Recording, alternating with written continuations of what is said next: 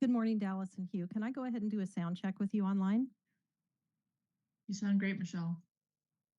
Thank you, Dallas. Very clear Thank you, to me. Hugh. Good morning.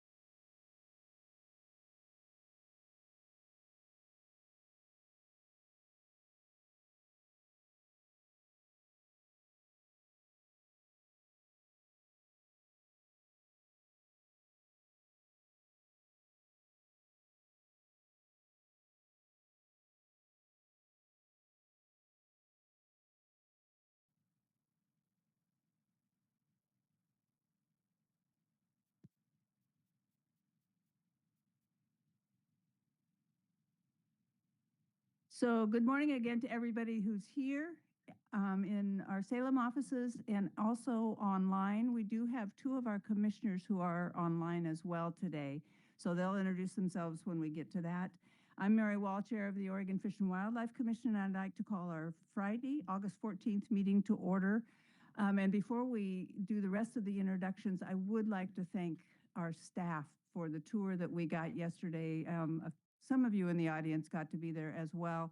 It was another great example of why the tours end up being such a highlight for commissioners, and how important it is to see these places actually in person. So to Jennifer Ringo, who did a marvelous job of putting that together.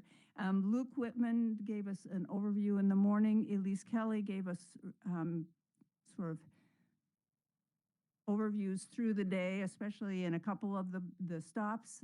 Mike Govin, of course, who says he's now off the hook and it's up to the rest of the administrators to put on the rest of them for the year. And of course, to our people who were at these different stops, the Grand Ronde Tribe and the Corps of Engineers presenting for those stops. It was just a great job of connecting the dots at a landscape level. I have to say it was daunting. I mean, we learned an enormous amount, but it was daunting to see the obstacles or the challenges for steelhead, Chinook, lamprey in the Willamette system and with the dams and that sort of thing. So anyway, thank you to staff. They're a great addition to being on this commission, and I'll let the other commissioners now introduce themselves. Good morning, Becky Hatfield Hyde, and I am near Brothers. And just to say to the tour yesterday was outstanding, lots of learning. And to Mike, I said, hey, maybe we need to have like a in-person meeting in November where he has to do another tour because it's so good, which I don't think anybody thought that was that funny. Putting on these big tours is a lot of work. Good morning, Mark Labhart, and I live in Sisters, and I was talking to my wife last night on the phone. We're getting lightning in eastern Oregon pretty much all night last night, so not good. Yeah, good morning, Bob Spellbrink, Slats, Oregon, and yeah, that tour yesterday was fantastic. The country that I spent the last 65 years hanging out in, and it wasn't boring.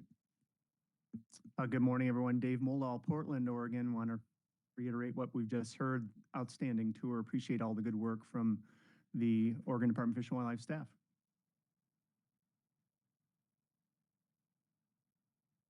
Good morning, Dallas Halder-Freeze, Commissioner for the East Region, located in Baker County. And we did also get lightning last night, Commissioner Lafhart, but we did also get some rain, so we're happy about that. Good morning, all. Hugh Morrison, Commissioner out of Portland. Sorry to have missed what was clearly a wonderful tour yesterday, and appreciation, though, to everyone who helped to put that on. Looking forward to a good conversation today. Thanks, everyone. Good morning, everyone. I'm Debbie Colbert. I'm the Director of Oregon Department of Fish and Wildlife. And just to pile on, as someone who lives and works in the South Willamette Watershed District, just an outstanding presentation and tour yesterday. And even when you live and work in this area, it's always such a great experience to go out with our staff and realize just how much is happening around you on any given day with the work that they're doing with our partners. And so just really appreciate all their efforts. True. Michelle, could you introduce yourself, please, and any logistics that we need? Thank you, Chair Wall. Good morning. I'm Michelle Tate. I'm here today to provide support to the director and the commission to hold this as a hybrid meeting. It's a real treat today that we get to be here in Salem. Just a quick note, I would like to ask everyone to keep your cell phones muted during the meeting. The second important thing for those that are not familiar with the building, out these doors here and to the left is where you find the restrooms.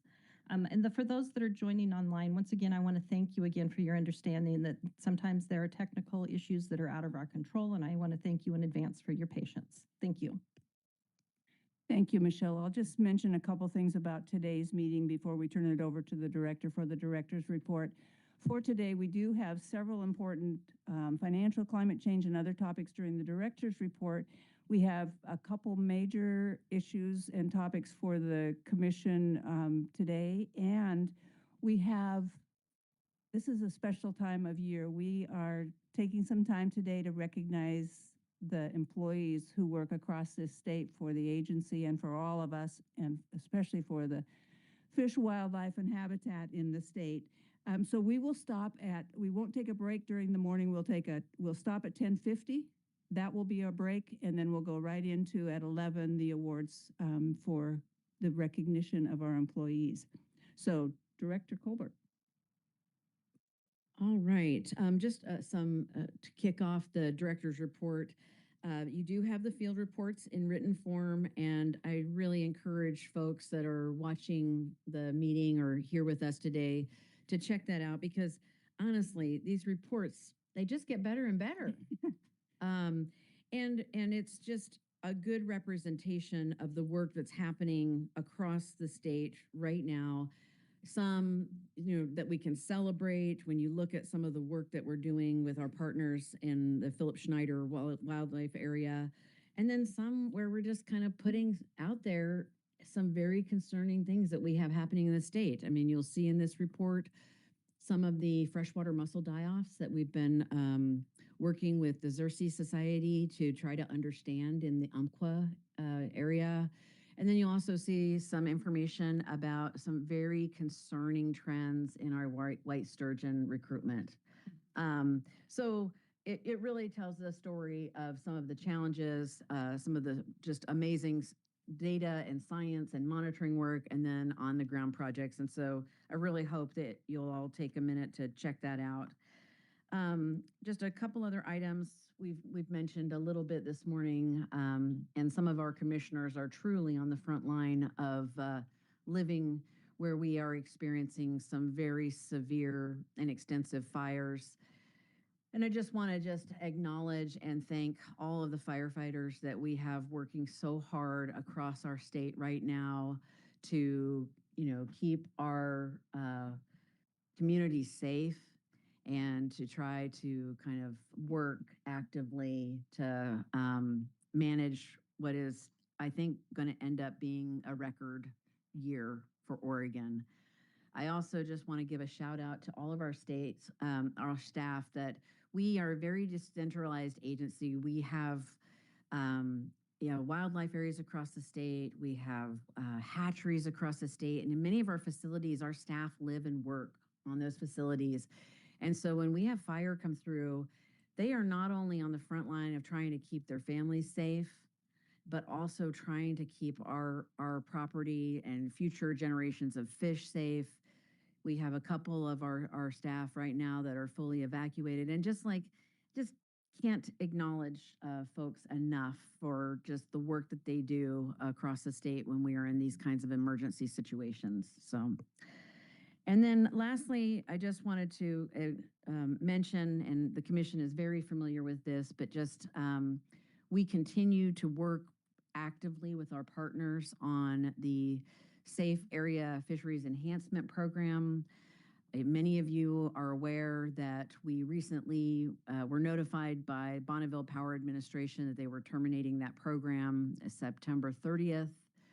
We have been working closely with just so many folks, CCA, NSIA, ASA, the steelheaders, the governors in Oregon and Washington, federal delegation members, England Marine. I mean, the list goes on and on to really galvanize, work to communicate to BPA just an urgent need to revisit this decision. From our perspective, there really is just no way that we can't have our SAFE program. It is absolutely vital to our commercial fishing, to our coastal economies, to recreational anglers.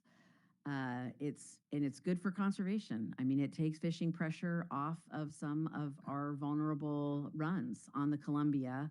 And regardless of what you may hear, it has been, in fact, even in 2025, just went through another biological opinion with the national fish regulators that confirmed that this is a well-run program that has negligible impact on listed fish. So we just continue to have our foot on the pedal and to be optimistic that with enough input, our new BPA administrator will revisit this decision. It's been a program in place for more than 30 years, and it's just a huge success. So I'll get off my soapbox on that. If- Commissioner Labhart. I don't have my card to put up, so Oh. sorry, Chair. So you left out one person, and of course, Director Colbert has Oh. been working behind the scenes too. And so I want to acknowledge that. I understand you were on KGW talking about it to get the word out too. So you left out yourself there. You appreciate the work you're doing behind the scenes to get this thing straightened Thank you, out. Commissioner. Thank you. So with that, we'll go to Ken Lofink for our financial report for the commission. And just again, for members of the public, our commission is, very much, we keep them posted on kind of how we are allocating and spending our funds. And so every meeting, they get a report on our current biennium spend. And Ken is our Chief Operating Officer, and so he's going to give the latest. Yes, thanks, Debbie. Good morning, Chair Wall, Vice Chair Hatfield Hyde, Commissioners, Director Colbert. As Debbie mentioned, for the record, I'm Ken Lofink, Chief Operating Officer for the Oregon Department of Fish and Wildlife. Pleased to be with you this morning to deliver the agency's financial report. For the month ending June 30th, 2026, the department's unrestricted cash finished with a balance of $88.8 million, while restricted cash ended with a balance of $117.4 million for a total of $206.2 million in custody at State Treasury. The unrestricted cash balance does include around $17 million in insurance proceeds received for damages incurred at Rock Creek Hatchery in the 2020 wildfires. So true unrestricted cash balance is around $72.2 million. If you remember way back to June, and remember my figures reported then, our unrestricted cash balance rose by about $14 million since then. This is primarily due to the receipt of some large federal reimbursements from our federal funding agencies, coupled with being on the heels of two really strong sales months for license sales. Our two highest sales months of the year are in May and June. So you combine those two, getting a lot of federal receipts along with some strong sales, and we saw that unrestricted cash balance jump up about $14 million. Despite that, now we're getting towards, actually hard to believe, the tail end of 2026, or that we're more than halfway through. We will see our license sales decrease throughout the year, and we do expect to see that unrestricted cash balance slowly decrease throughout the remainder of the year. Also, on the unrestricted side, that cash balance rose about $21 million since we last met. That is due primarily to the receipt of bond proceeds from the sale of 2026 general obligation bonds.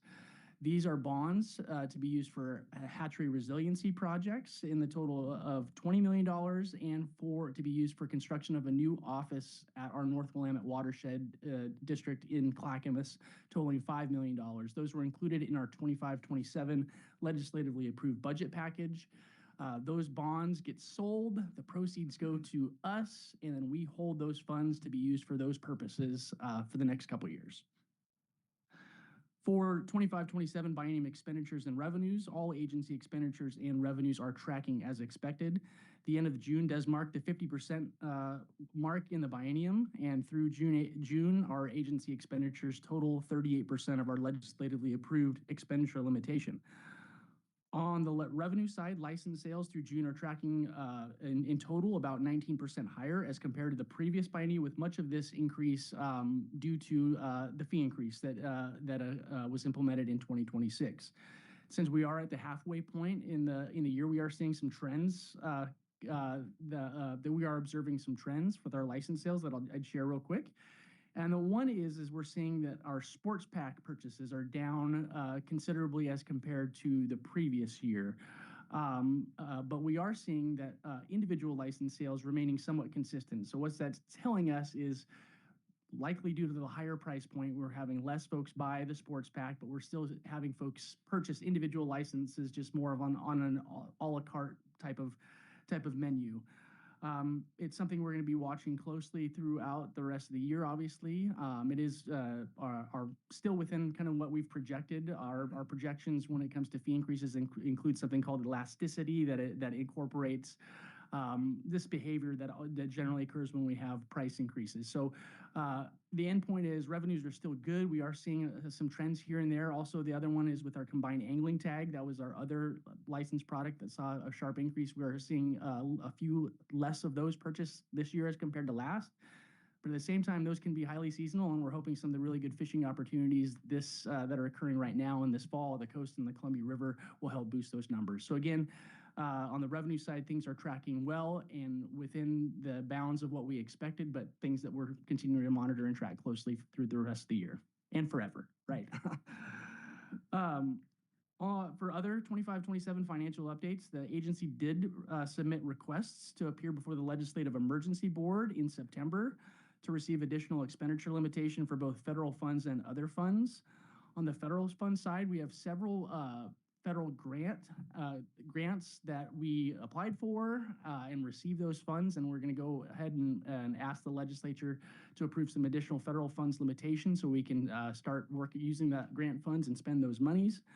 We also, as I mentioned in June briefly, in one of our policy option packages, the Yurok tribe received $5 million in funding from the Bureau of Indian Affairs for expansion of the Klamath Hatchery. We're going to start some pre-work there, some pre-design work, and so we're going to ask for $500,000 in other funds limitations so we can start doing engineering design work in advance of the 27-29 biennium. And then the big one, as I also mentioned in June, is the department was awarded $9.5 million in Monsanto settlement funds through the Environmental Restoration Council for 3 different projects, and will be appearing before the Emergency Board in September to request limitation for that funding. And as discussed during the June agency request budget presentation, through this process, we will not only be asking for expenditure limitation this biennium, but upon approval, that funding will feed into the department's 27-29 budget through the governor's budget building process. So lots going on and right now and in September, but all good positive things and exciting actions for us. That's all I have to report this morning, but happy to answer any questions. I have one quick one, Ken. Thank you for the report. Any updates on when we'll start seeing what comes out for the next budget in terms of just what the timing is for seeing what the governor's going to do? Yeah, Chair Wall, commissioners, no update. The schedule still remains what it has been. So we're going to submit our agency request budget here at the end of this month. Then that goes to the governor's office in DAS, and they're going to go away in a dark room somewhere and figure that out for a couple months. Through that process, we generally interact with our governor's natural resource office, have some coordination, has a couple different meetings along with the DAS chief financial office. And then somewhere in December 1 is when we expect the governor's recommended budget to come out. It is an election year, so I'm not sure how that plays into the timing a little bit, but sometime December 1, before, I guess I should say, before legislative session, but likely in December is when we'll see that governor's recommended budget. Great. Thank you so much, Ken.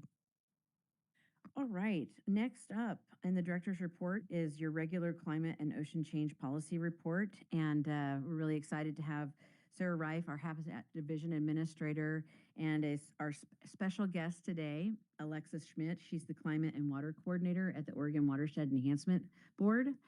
And you know, as the commission knows, the governor passed an executive order directing kind of agencies to really kind of lean in to how we as state agencies can advance and foster resilient lands and waters in Oregon. And one of the first tasks that she set out for us was for OWEB and ODFW to lead an effort to define attributes. You know, it's like, if we want to, you know, have resilient lands and waters, what are we looking for? And what are the attributes? And these two folks in front of you were absolutely incredible, and the brains and the also the hard work behind I'm just really proud of the attributes that were produced through this product, and it's thanks to the hard work of both of them. So thank you, and tell us all about it.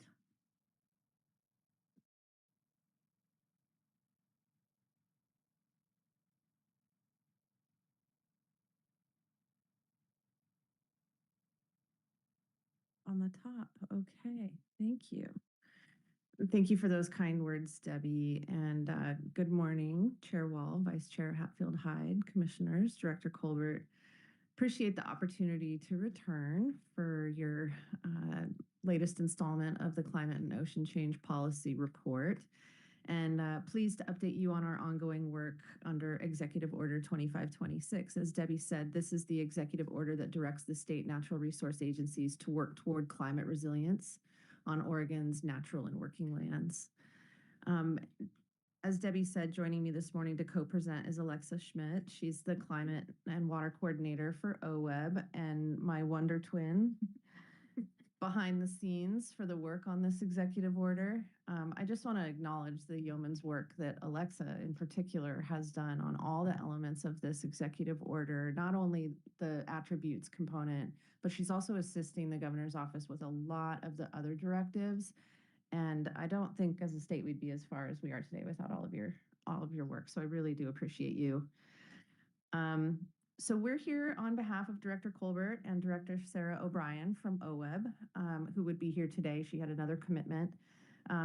They co-led our agency's effort to develop the resilience attributes on behalf of the state's natural resource agencies. So in terms of the approach that was taken with the stakeholders and how this all played out, that Alexa will talk about the process that we went through. Really, a lot of credit, I think, goes to Debbie and Sarah for the design of that and the approach that was taken on it. I think it was really amazing to harness that much power from scientists and stakeholders from throughout the state. The attributes, as Debbie said, it's important to be able to know what we're talking about. Do we all share the same vision for what resilient lands and waters are? And having that is serving as the North Star for all the state agencies now as they continue the work of figuring out what they're going to do to implement the EO. So Executive Order 2526 directs the natural resource agencies to do a few things. One was to define the key climate resilience attributes. That's what we're talking to you about today. To identify resilient lands and waters, to use the attributes to improve programs, state processes, and practices that improve stewardship of Oregon's land and water, and ultimately protect, conserve, connect, or restore 10% of Oregon's lands and waters within 10 years. So there is this 10 by 10 ambitious goal within the executive order, and all of these pieces work together in the EO.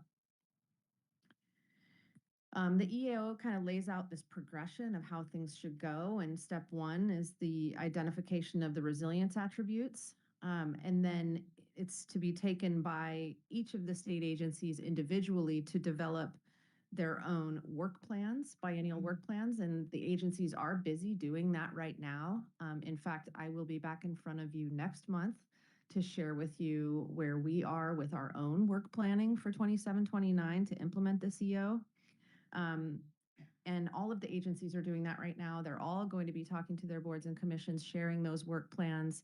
And there's also several interagency conversations going on about where we have overlap, where we could be working together, how we can force multiply with each other on some particular initiatives. So it's an exciting time for the state, even in a constrained budget environment. Everyone is just leaning in and doing the work. So with that background, I'll pass it to Alexa, who will share how we approached the development of these attributes.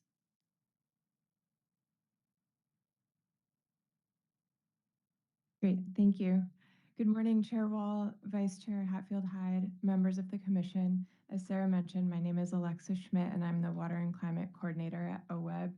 And just to echo everything that's been said, it's been such a pleasure working with Sarah, with Director Colbert, with Director O'Brien, and so many others on the development of these attributes. So I'm excited to share with you a little bit about our process and the attributes themselves. Will you go to the next slide? Oh, I can do it. I got you. So for our process, as Sarah mentioned, OWEB and ODFW were named as the lead agencies in defining the resilience attributes for Oregon's lands and waters. And in the executive order, this was directed to be an interagency process, but we soon realized that it would benefit from a much larger engagement process. So we partnered with Oregon Consensus to help lead a 3-day design workshop that took place back in March. And that was actually held here in this room. So it's fun to be back. Those 3 days were super generative and creative and connecting. It was so nice to work together in person. As Sarah mentioned, to have just the expertise and engagement that we did. And so prior to the workshop, we had developed a background memo that outlined 7 or 8 attributes. And so on day one, people came equipped with that background document, and we asked them to break into small groups and kind of respond to those 7 or 8 draft attributes and see where we might combine them or simplify them, or reflect on whether they were applicable to Oregon and the diversity of lands and waters that we have here. And so at the end of that first day, we had kind of a narrowed down list. We took those 7 to 8 down to 4 or 5. And on the second day, we took those draft attributes, kind of a straw man, if you will, to members from 3 tribes who were able to join us on that second day, and asked, from their perspective, does this incorporate traditional ecological knowledge or their worldviews? Are there things that we might have overlooked or that we could highlight more?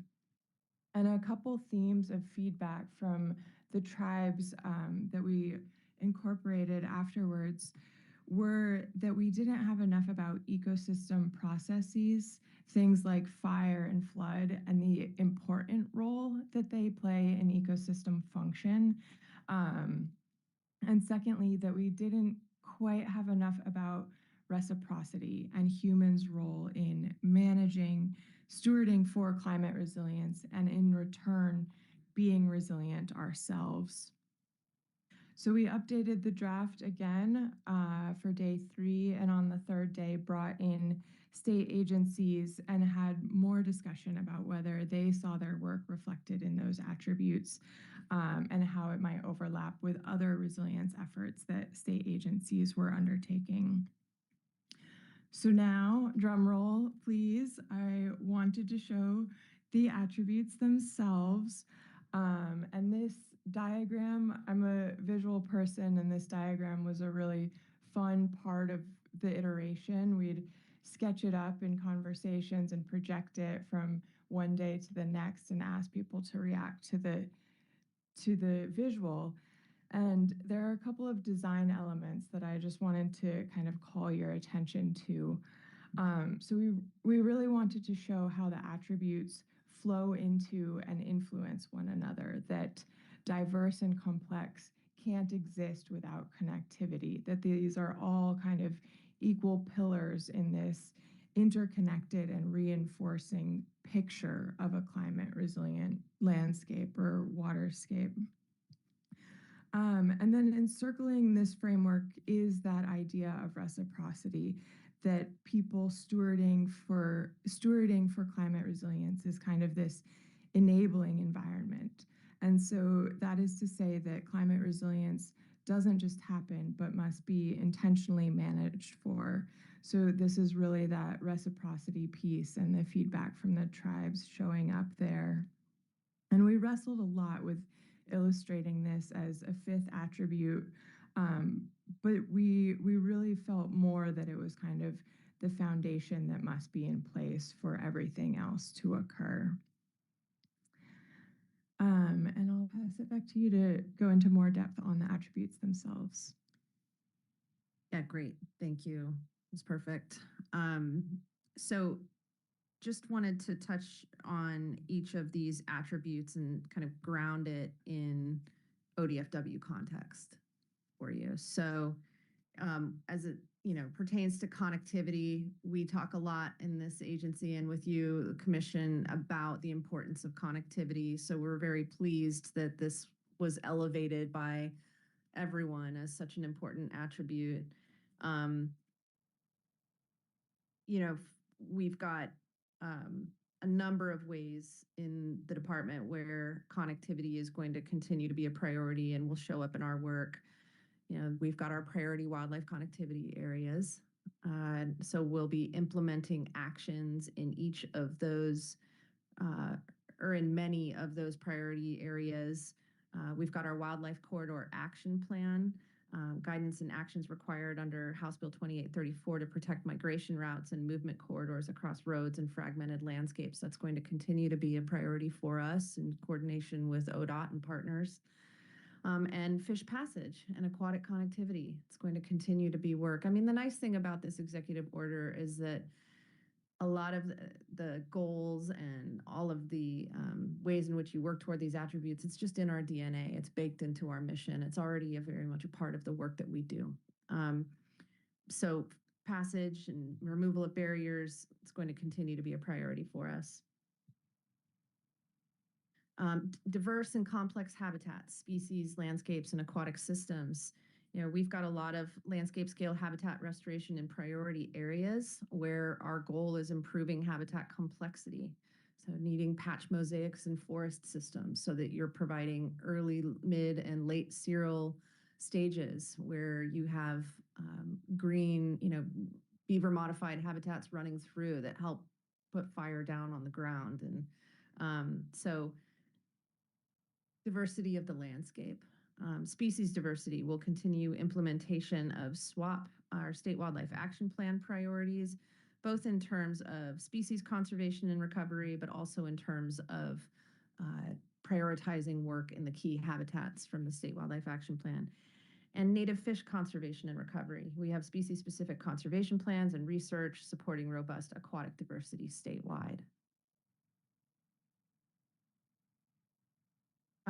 This one is actually my favorite attribute, that we need to provide space, time, and capacity for ecological processes. Fire, flood, these things shape the landscape in very positive and beneficial ways. They can also be very, not beneficial. They're not helpful. And so, how do we work toward creating space for Mother Nature to do her work within the bounds of what we can accept in terms of our built environment and where our communities are.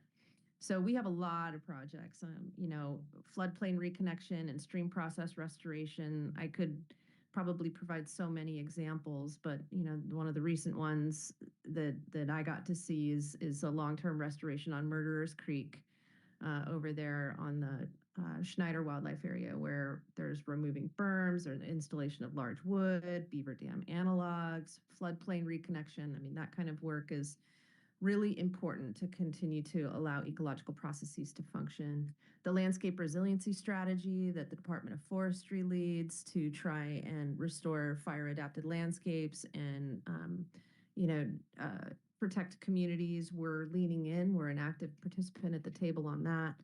And then, the natural and working lands program support, helping landowners implement natural climate solutions that restore ecological processes at landscape scales.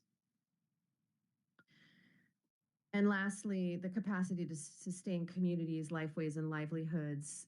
For us, there's a lot of ways in which this shows up. Our government to government tribal engagement is a really important component here.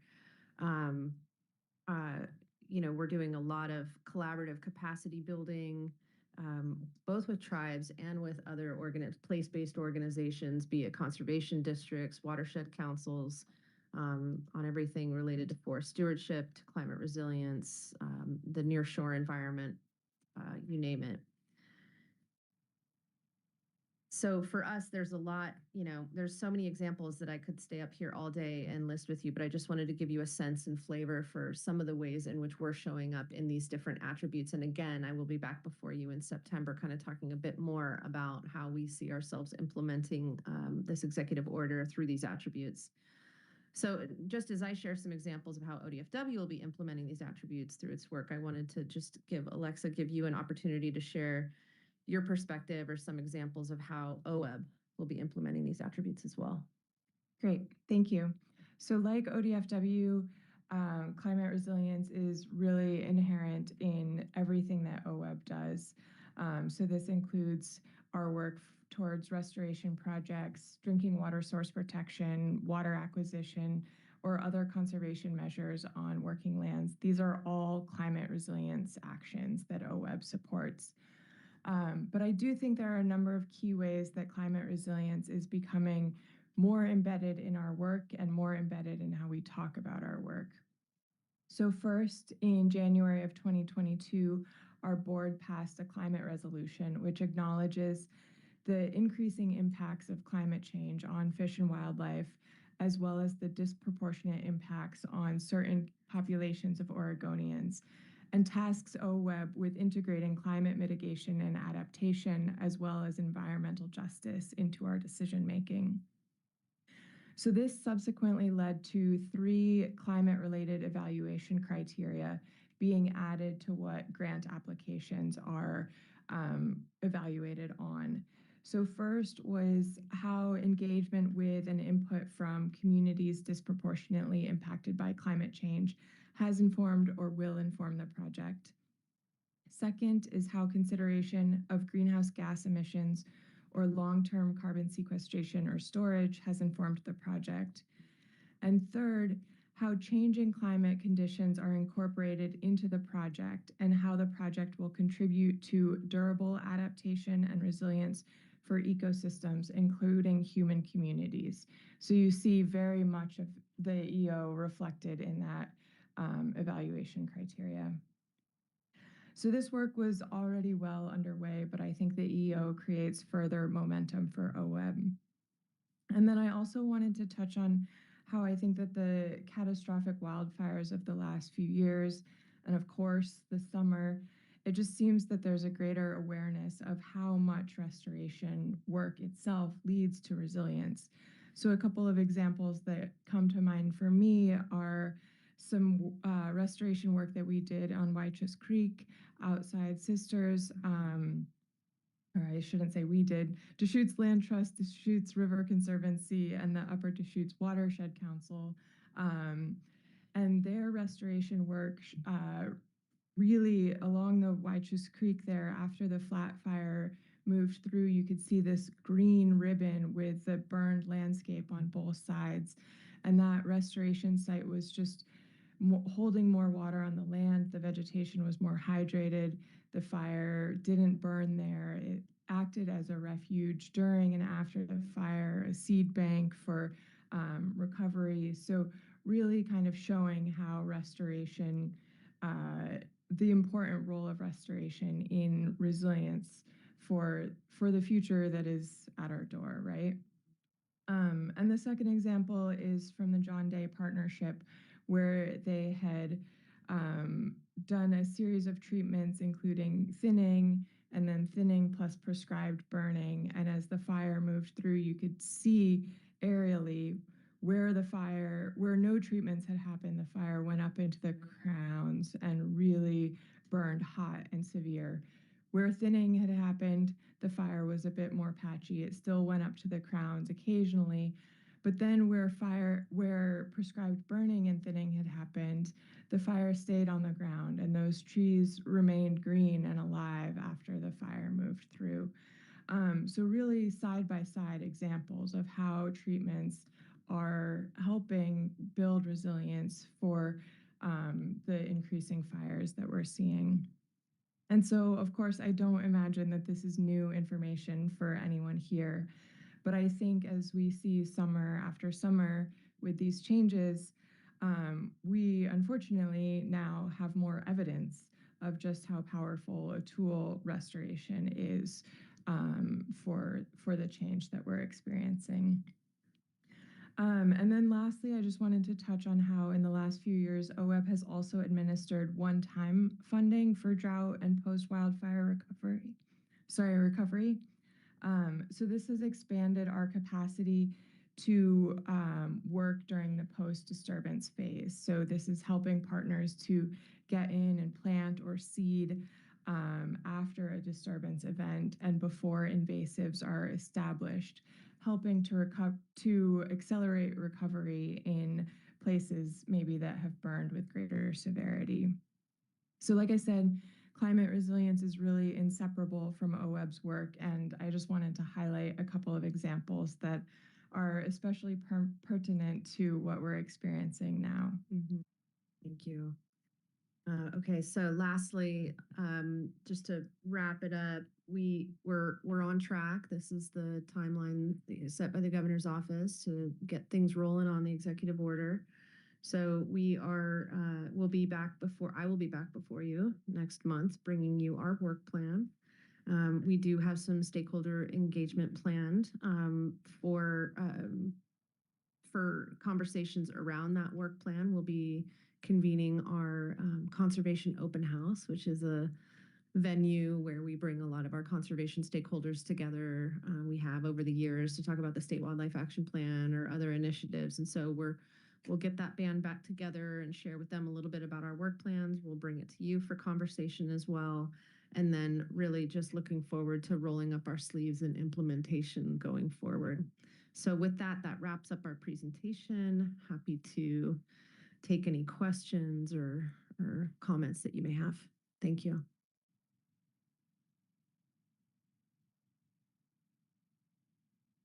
See hands up, but I have a couple questions myself that I wanted to ask. Thank you for that and for the months and months of work. I know this has been a long time coming, so thank you. Could you, and I've tried to do this myself, so I'm asking you to do what I haven't accomplished myself. Will you give me the friends and family version of what 10 by 10 is? How do you describe that to people that aren't sitting in these rooms for a lot of hours? What is the state going to do that makes us 10% more resilient on 10% of the land, or exactly what it means? You want to take that?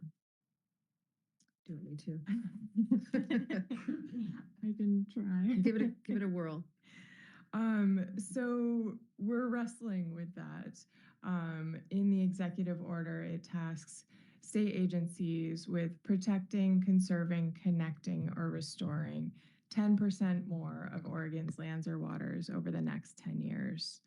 And so we have been working to look at our work and where we have, really concrete metrics towards some of those goals. So acres restored, right? That's a obvious one where we can get the data on what we've done so far, and we can add 10% more to that. But I think there's also a lot of work that speaks more to condition that we don't want to lose sight of, as well as the work of other agencies. So things like TMDLs and water quality that we also want to be improving on.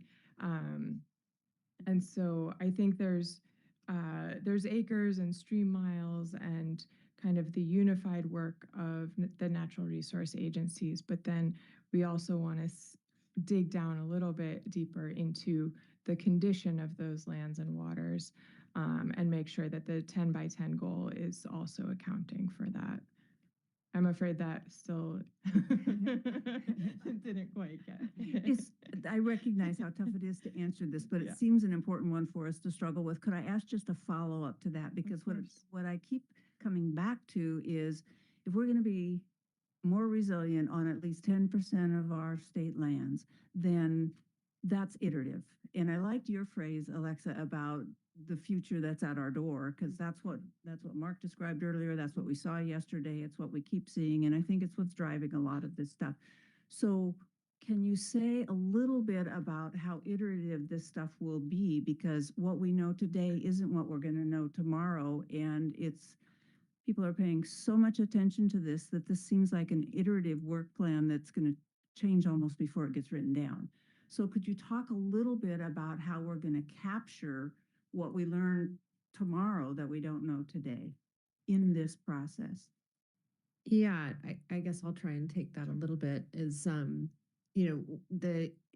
there's a team of interagency folks that are trying to identify the things we want to track on the 10 by 10.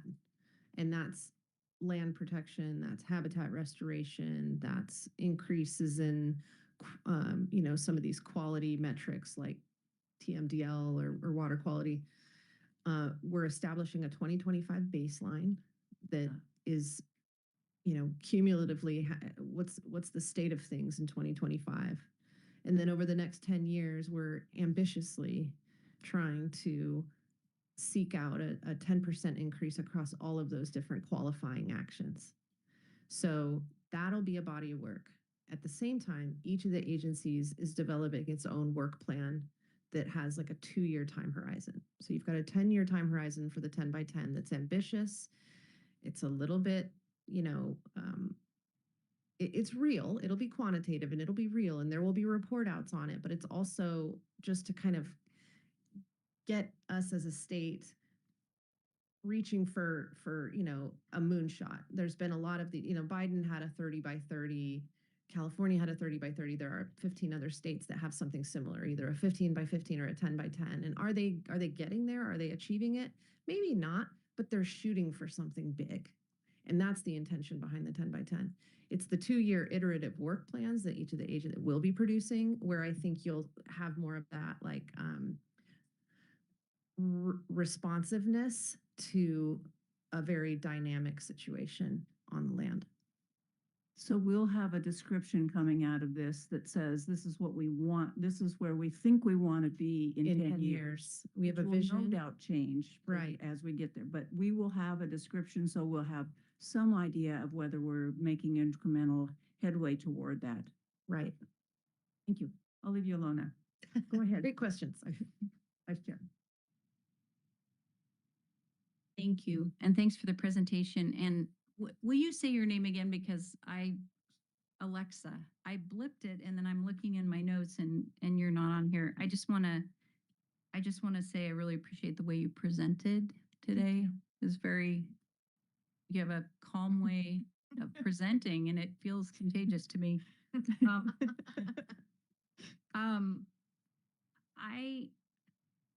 I was a little skeptical of this EO, right? Because I'm like, there's no money that comes with it. What are we doing here? What's happening with this? But I actually think the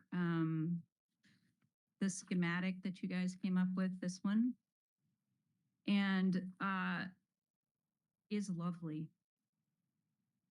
It's beautiful. And I think that when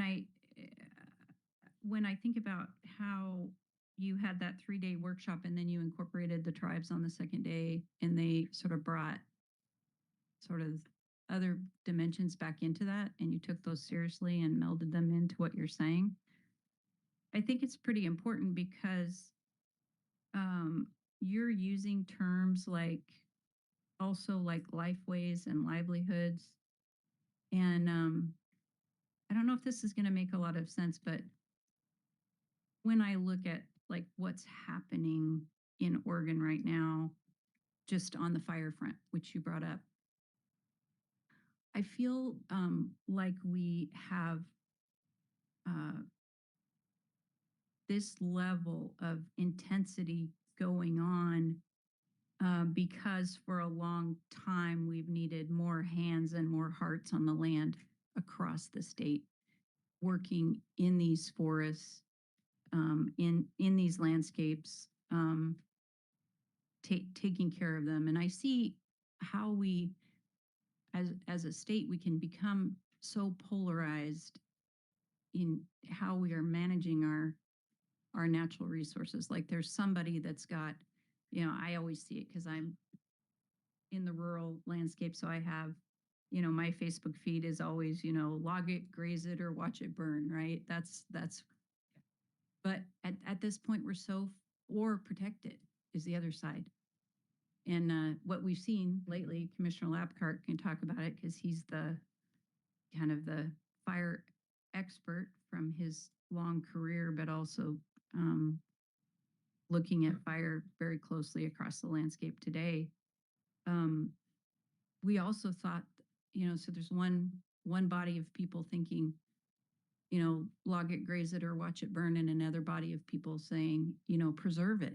We needed to preserve it. Well, what I see is we're burning through a bunch of preserved land right now, and we're burning through land, log it, graze it, or watch it burn, or watch it. So we're the vision that we have had as a state to take care of what is most precious to all of us is broken, and it needs to stop. It needs to stop now, and we need people investing themselves in taking care of our land across this state. When I look right now on my Watch Duty app, I will see literally thousands of humans working in our rural landscapes. And they're out there working to put out catastrophic fire because we have not invested enough taking care of that resource to stop it from being in the place it's in today. So I guess I especially like how this, of course, I love connectivity, and a lot of what we're dealing with, of course, has to deal with climate. We have to be thinking of ecological processes, but supporting vibrant communities, lifeways, and livelihoods in a way that gets away from that blame and shame culture that goes both ways. I see it equally on both sides. That's what's failing us. The land across this state is calling for its people to take care of it. And that's tribal people, that's people living in rural communities. And it's time that we have a different vision for how we take care of our land. And I think our Watch Duty map, if we wanted to flash it up right now for the state of Oregon, would be a really, really good indicator of why we need to change now. So thank you for making an attempt to lay this out in this way.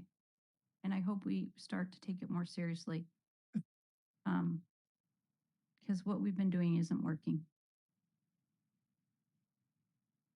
I think we have at least one of our commissioners online that wants to speak. Okay, thanks, Chair Wall. So Alexa, good to see you. Don't have comments or questions. I just have comments too. The executive order, I would summarize it as fostering and securing resilient lands and waters. So that's how I would grab the sound bite. And then the Oregon's natural resource agencies need to align their mandates, set priorities, and coordinated efforts. And I'm going to follow on Commissioner Hatfield-Hyde's comments. So I'm really glad to see OWEB and ODF and W partnering on this and making the leadership, because I'm very biased, of course, but I think OWEB and ODF and W do provide leadership, and I think it's a great opportunity. We're going to test that leadership in the coming months and years. I don't know how many thousands of acres of sage-grouse habitat have been burned up in 100,000 acres in Eastern Oregon. And so, when you talk about securing resilient landscapes and working together to coordinate priorities just for sage-grouse is going to be a huge job. The habitats that are out there I'm just going to speak to the fish and wildlife side because I could go on forever on some of the other, but for what the executive order talks about, I mean, we're going to have some real challenges in the next year or so, reestablishing resilient landscapes out there as a result of this fire season and what it's done to our farm and forest lands and our waters. And you gave a great example of the flat fire ribbon of green. I got to see that firsthand, and so it was a great success story, and it shows you what can be done. We're going to have some funding issues to try to establish all of this, but there probably isn't a better timing for this executive order to, and I'm looking forward to the work plan of how we're going to do this and then trying to implement it. So it's going to be interesting, but I can't think of two better agencies to lead that effort than you two. So thank you. Thank you, Commissioner. I think that Dallas Halder-Freeze, is your hand up? It is, but I actually think that Commissioner Muldall was first. Do you want to go? Go ahead. And then we'll ask Commissioner Okay. Morrison as well. Okay. Great. Thank you, Sarah and Alexa. I am really pleased to see this work progressing and not to, continue to beat the depressing drum of how this is more important now than ever. But I really just want us to challenge, let's use this as a catalyst to make that change that Commissioner Hatfield-Hyde is speaking to. What's happening is unacceptable. And we need to be really thinking about, as a state, what we can do, and use resilience as the key term and word and principle going forward for what that looks like.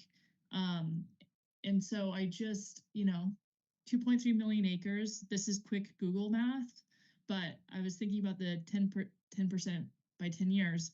That's around 3.5% of Oregon's land base.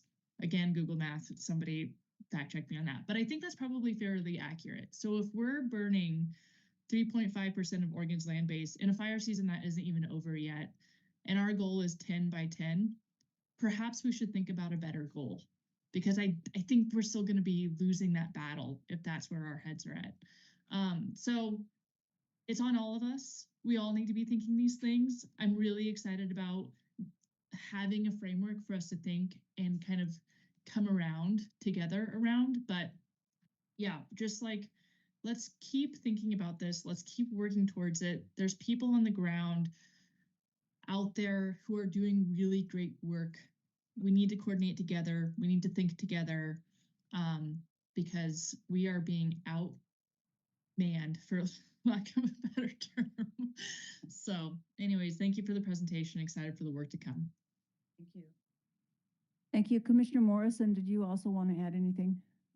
Yeah, thank you. I appreciate it. And first of all, I want to come back to something that Commissioner Hatfield-Hyde said, because I think it is an excellent statement that the land across this state is calling on people to take care of it. That's a really powerful statement. Thank you for making that statement, Commissioner.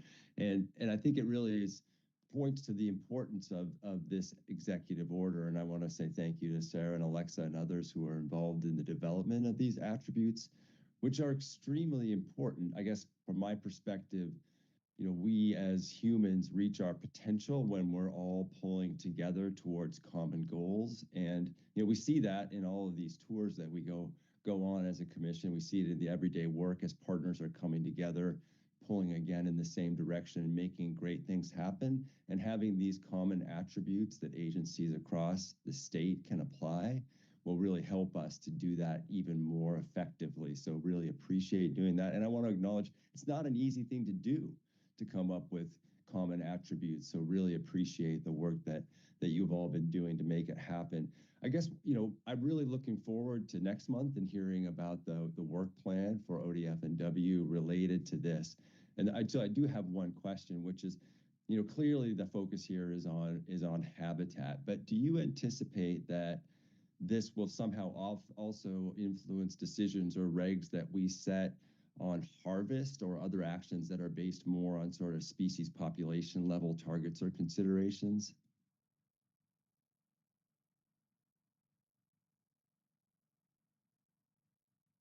Thank you, Chair Wall, Commissioner Morrison. Appreciate that really challenging question.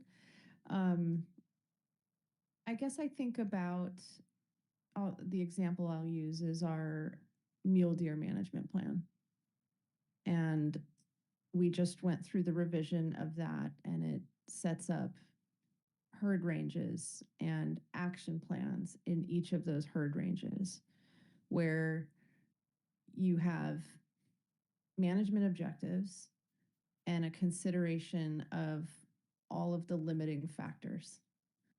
And resilience of the landscape, it might be referred to as the importance of habitat in the action plan, but really that's about the resilience of the landscape and the quality of the winter and summer range for that herd. What we're talking about here in this executive order will help direct the actions that we take and the scale and type of actions that we take in those mule deer herd range action plans. And I think the litmus test of whether we're doing enough in the right places will in part, though populations are driven by so many factors, not just habitat alone, but it's driven in part, we'll hopefully at some point, if we do enough, cumulatively, we'll get to the point where there's some sensitivity over the population to our actions. And so I guess it's like indirectly, yes, Commissioner Morrison, I think is how I would answer that question. But it's really through, this is really about, our actions that we take to support the land, to support water, and indirectly then that has an effect on the populations, which you then make decisions about regulating and managing.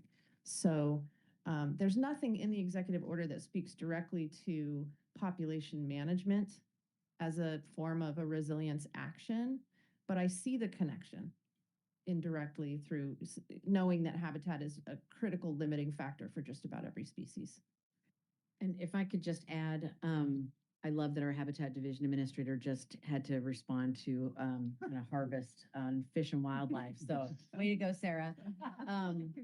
And well done. And what I would say is that from my perspective, hunters and anglers are part of the many hands that for generations have been on the ground trying to provide for connectivity, trying to uplift habitat.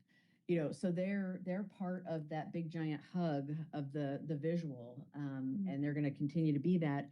But providing opportunity back is all part of that kind of that cycle of what we're trying to achieve. Thank you. Commissioner, go ahead. Thank you, Wall. Thank you, Alexa. Thank you, Sarah. Excellent presentation. I hesitate to ask this question. I kind of wish I was a fly on the wall in the March workshops. And if it's premature, recognizing that you're going to present again next month, please tell me and I'll just wait until then. But one of the first directives is to identify lands and waters that are currently or potentially highly resilient. This implies a delineation of lands that, yes, we think these are resilience lands, and we believe these other lands are not. Could you unpack that for us? This is a question along the lines of Chair Wall. How do we explain that?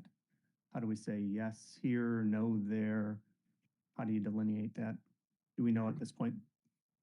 Yeah, thank you, Chair Wall, Commissioner Muldahl. Great question. And I think the way I would answer that is that we, for different ecoregions, for different species, and for different populations and management objectives, we are sort of constantly in this cycle of doing that sort of assessment of what's functioning and what's not functioning.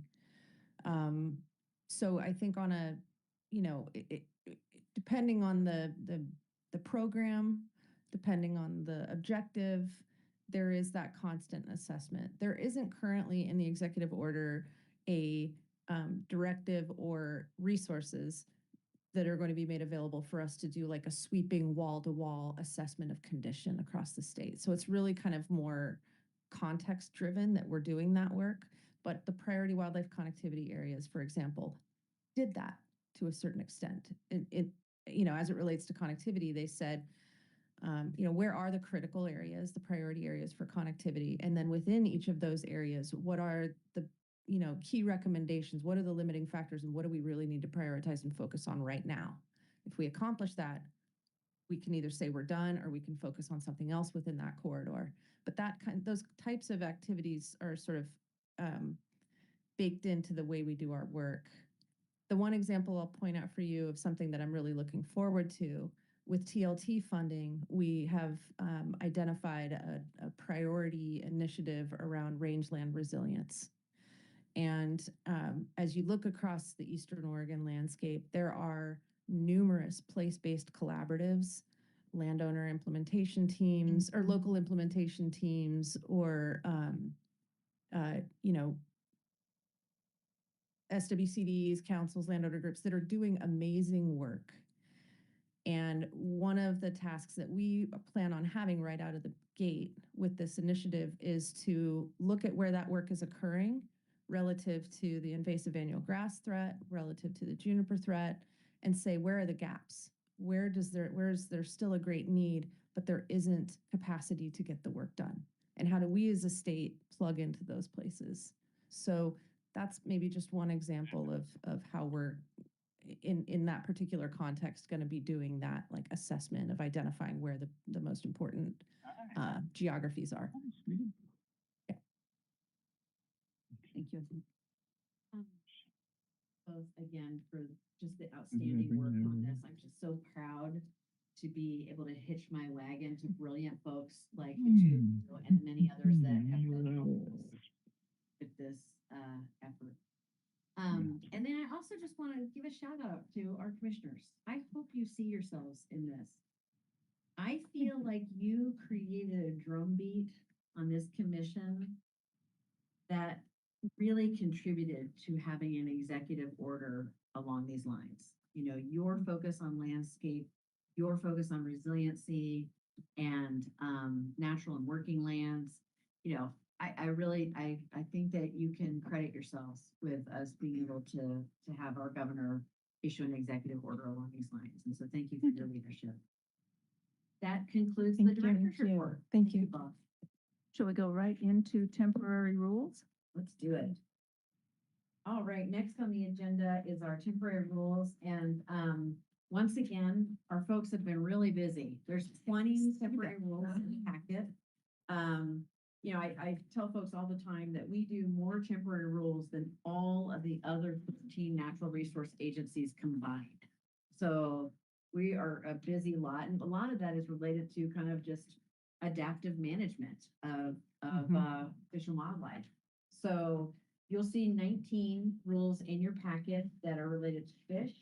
One of them related to wildlife. I'll just quickly try to hit some highlights for you. A number of these are, as always, related to Columbia River, both some kind of regular cycles for both the commercial side, recreational angling, and our treaty commercial fisheries. So that's a lot. You'll also see a couple of places where our frameworks, so places like the Umpqua and the Deschutes have kicked in. And those are, you know, kind of like, again, annual processes that we use the temporary rules when certain conditions are met. We change kind of harvest standards. We also, you'll see a kind of an interesting one in this packet, and it is number, I'm gonna see if I can put my hand on like, the chumming and the bottom of the first page. Turned. Oh, yeah, number 3 on your agenda, which is the temporary rule changing the definition of chumming.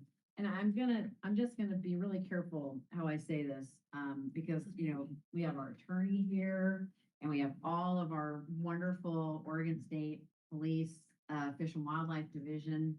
So I'm just gonna say, in our regs, we have definitions around chumming and bait and other things that have been around for some time. And, if you're someone like me, you may or may not have used some new, really cool technology that folks, that's on the market, called stuffer baits. Right. Right? And if you're out there fishing, you're probably using them. And technically, if you read our chumming definition, because of the hook kind of connection point, may not be exactly consistent with the definition of chumming. So we worked really quickly because, this is how people fish and it is very typical. And certainly that chumming definition was not intended to scoop up this kind of newer kind of technology that's out there. So we quickly put together a new definition of chumming through temporary rules just to recognize that, again, it was not intended to apply. And we have a team of folks, including our OSP partners, that are going to be working on some longer term solutions to those definitions because they are pretty dated and just have not kept up with the times. So that's kind of an interesting one that I wanted to flag for you, but we kind of felt like we needed to take care of it sooner rather than later, given kind of the practice that's out there with some of this stuff. And then I just want to mention, like on the wildlife side, we don't often have temporary rules for our wildlife areas, but you do see that one of them is adjusting the controlled hunt permit numbers in some areas for sage grouse. And, again, there's always a little bit of tension between when we finish up our surveys and when you adopt the permit numbers. And as those surveys have come in, we've seen the need to reduce some of the permits in some areas. And then also, some of that is related to fires and just kind of being a little bit proactive in terms of where we're seeing fires. So I'm happy to answer any questions if you have any. I have one quick one, Director. Thank you for that. And thank you for adding on the chumming because that did help understand why that one was in here. Could you also mention whether these are all temporary rules? Most of what we spend our time on are the permanent rules. And this one, if I understand it right, may end up being one that comes back to us as a permanent rule when we sort out this definition. Could you just say something about that, please? Yes, absolutely. That is our intent. We really felt like we needed to do something quickly. And then we're going to have a group and a rules advisory committee that's going to be convened. I believe we're looking at sometime in the late fall so that we can bring you permanent rules to clean up some of those definitions and the regulations. Thank you. That helps. Thanks. Any questions, commissioners? And I don't see hands up. So is there a motion? I move to ratify the 20 temporary rules set forth on the August 14th, 2026 agenda. Thank you. It's been moved and seconded to ratify the 20 temporary rules set forth on the August 14th, 2026 agenda. And commissioners, on this one, I think we can do thumbs up or down. Looks like all are up, Michelle. So thank you on that one. And that's it on temporary rules. Maybe next time there'll be fewer, we could hope. The next item is commission updates and other business, and we don't have items under that, so we're going to go right to public forum. Michelle, is there a list for public forum?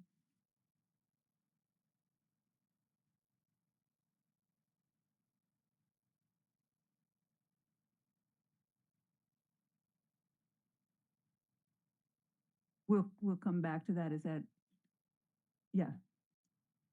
We can come back to that at some point. Then Exhibit A is the minutes.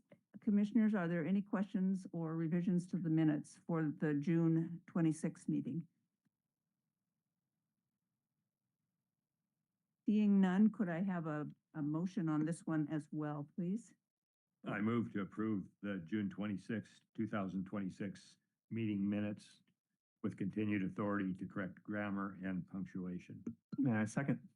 Thank you. It's been moved and seconded to approve the June 26, 2026 meeting minutes as was just read into the record. Commissioners, on this one, I think we can again do just a thumbs vote. Those in favor?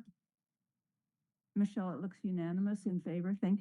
Thank you, everyone. And so we can now go to the commercial Dungeness crab fishery regulations. And it looks like, Justin, you will be coming up to introduce yourself and the topic.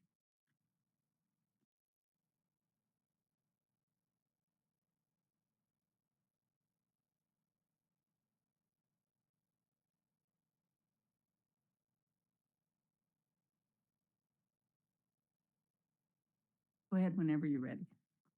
Thank you. And good morning, Chair Wall, Vice Chair Hatfield Hyde, Commissioners, Director Colbert.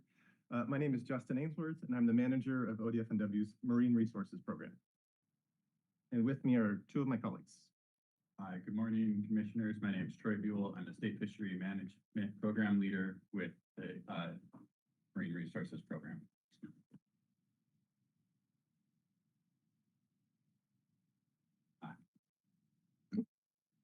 Need me to repeat my introduction? Yeah, good morning. Sorry about that. Good morning, Commissioners. My name is Troy Buell. I'm the State Fishery Management Program Leader with the Marine Resources Program.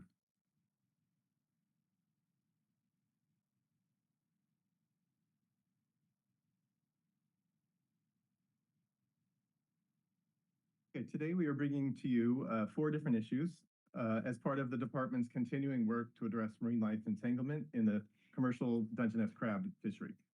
First, I'll present an overview of the report provided to you on our entanglement risk reduction regulations, followed by proposals for electronic monitoring and permitting alternative gears.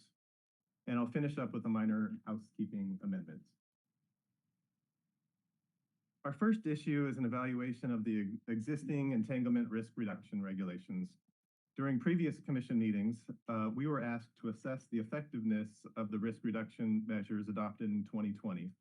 And the department analyzed data related to entanglement risk and fishery impacts from before and after their implementation. Our full analysis is in your package as an informational report, and I'll be covering an overview of that report. The fact remains that entanglements in fishing gear continue to be a problem. The regulations I'll be discussing are just one way to address the issue. We are also working on obtaining an incidental take permit through our proposed conservation plan, which NOAA Fisheries is reviewing as we speak. The regulations put in place in 2020 to reduce entanglement risk include the late season measures, which are a 20% pot limit reduction, a 40 fathom depth restriction, and a requirement for an additional late season tag, all effective on May 1st of each season.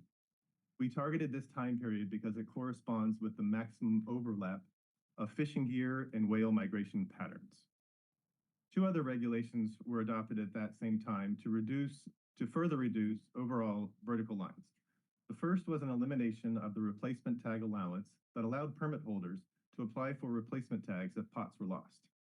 The second measure was the elimination of the postseason gear cleanup period that allowed crabbers to leave unbaited pots in the water for up to 2 weeks following the closure of the season.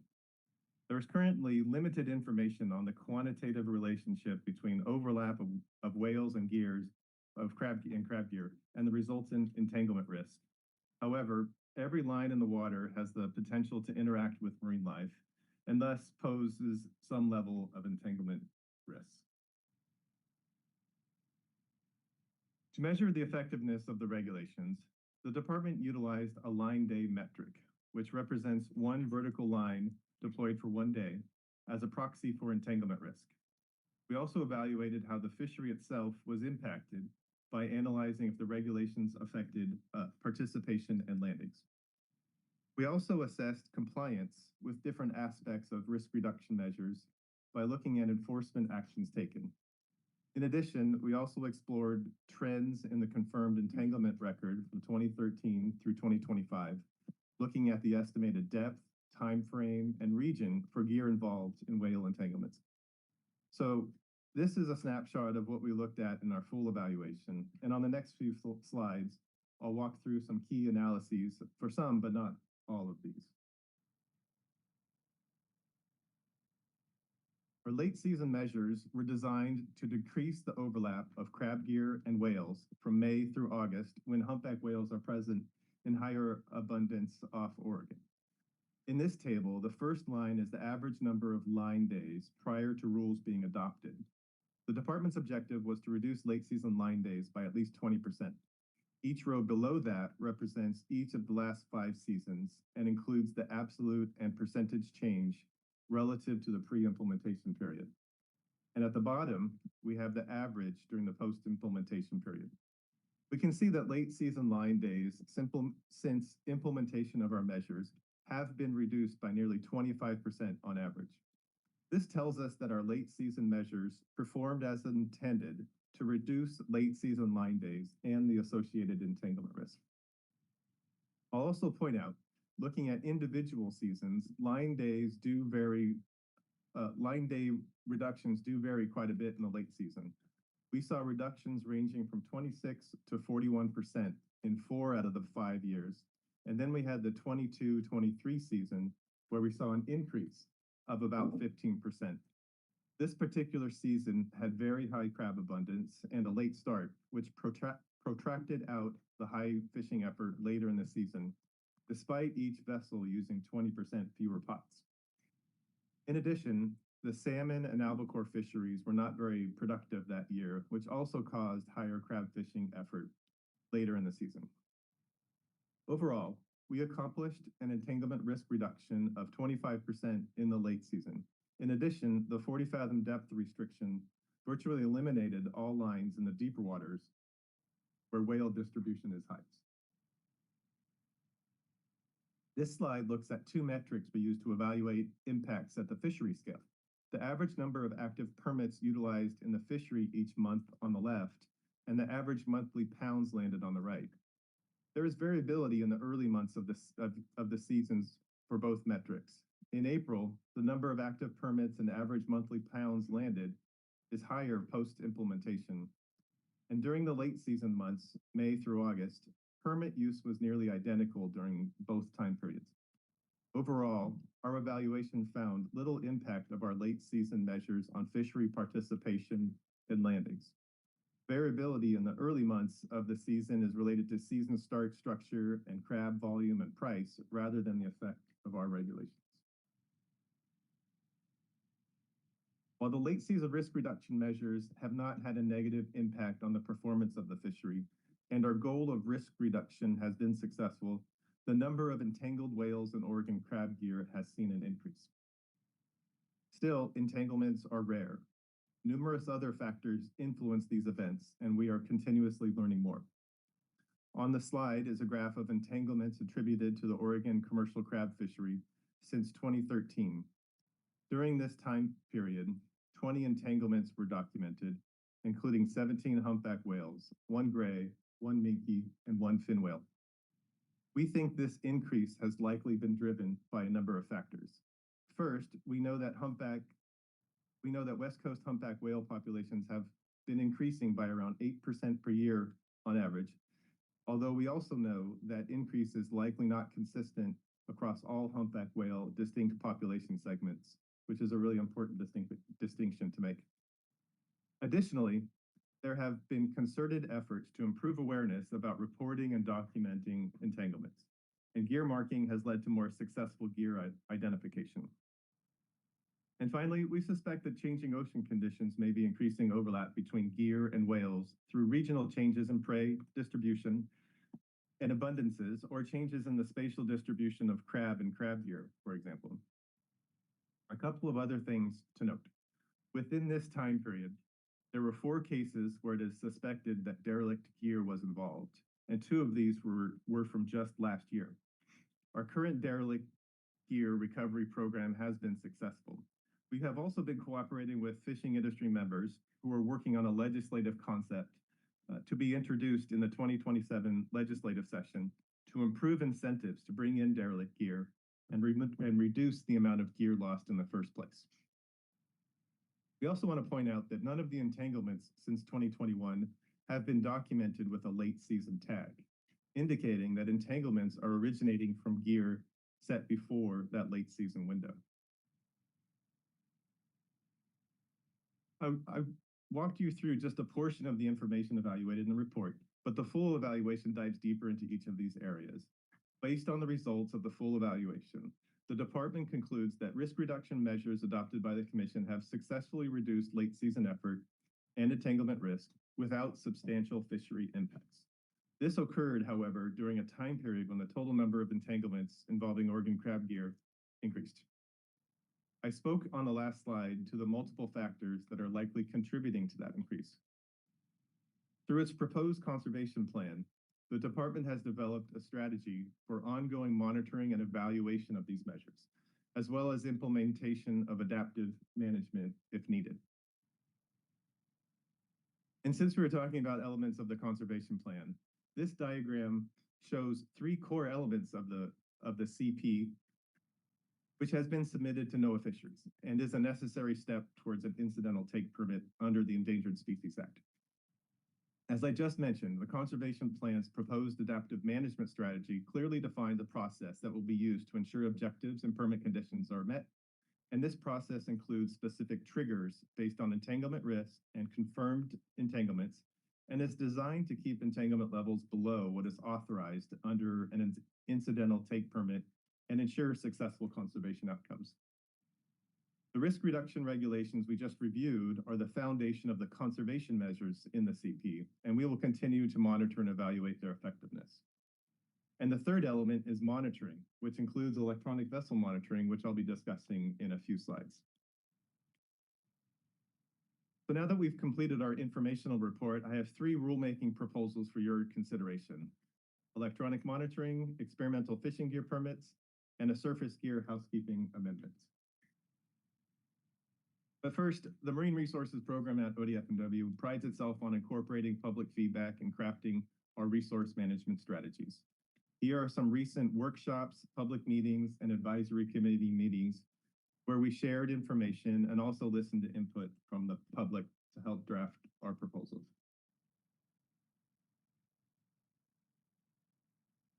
Our first rulemaking proposal is requirements for an electronic vessel monitoring system for commercial Dungeness crab vessels.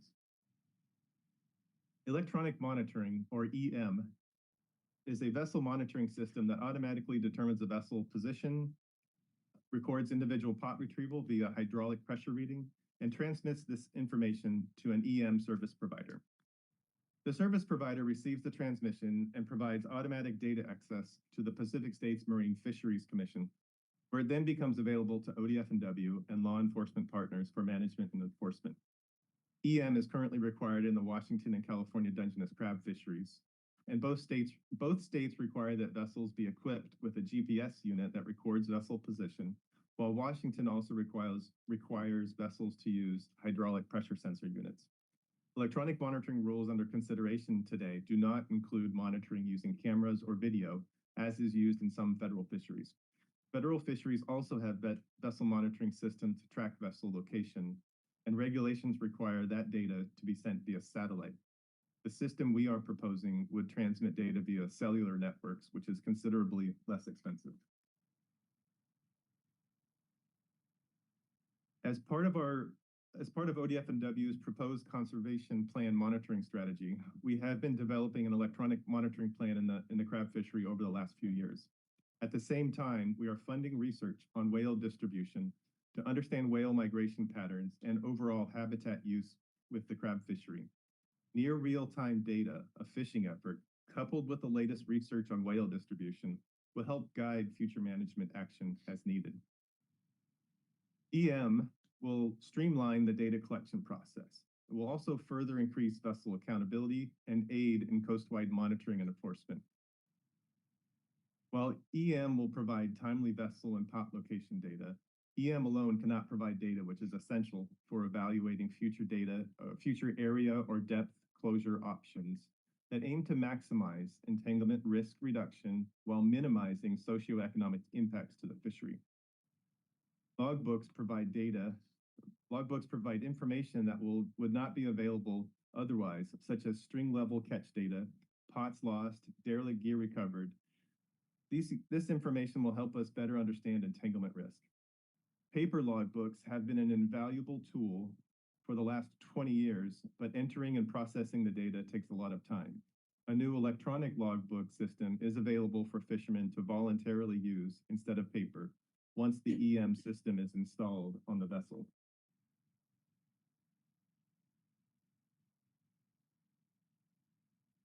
Staff are proposing that every vessel participating in the Oregon commercial Dungeness crab fishery have a functioning electronic monitoring system by February 1st, 2027. This date differs from the December 1st, 2026 implementation date proposed in the draft OARs posted on the rulemaking website. The change in implementation was made in response to public comment requesting more time to purchase, install, and activate units.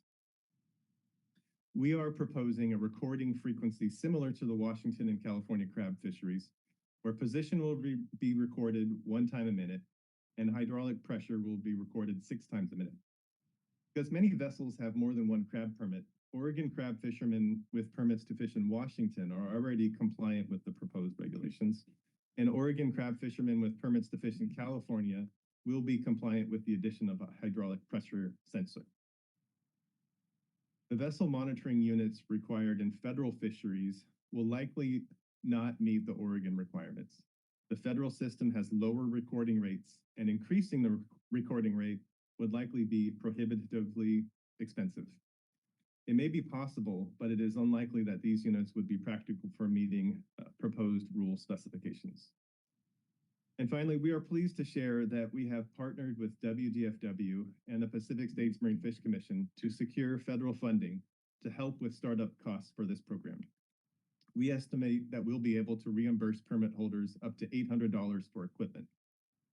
After the initial purchase of equipment, annual subscription costs for data transmission will run around $200 to $400.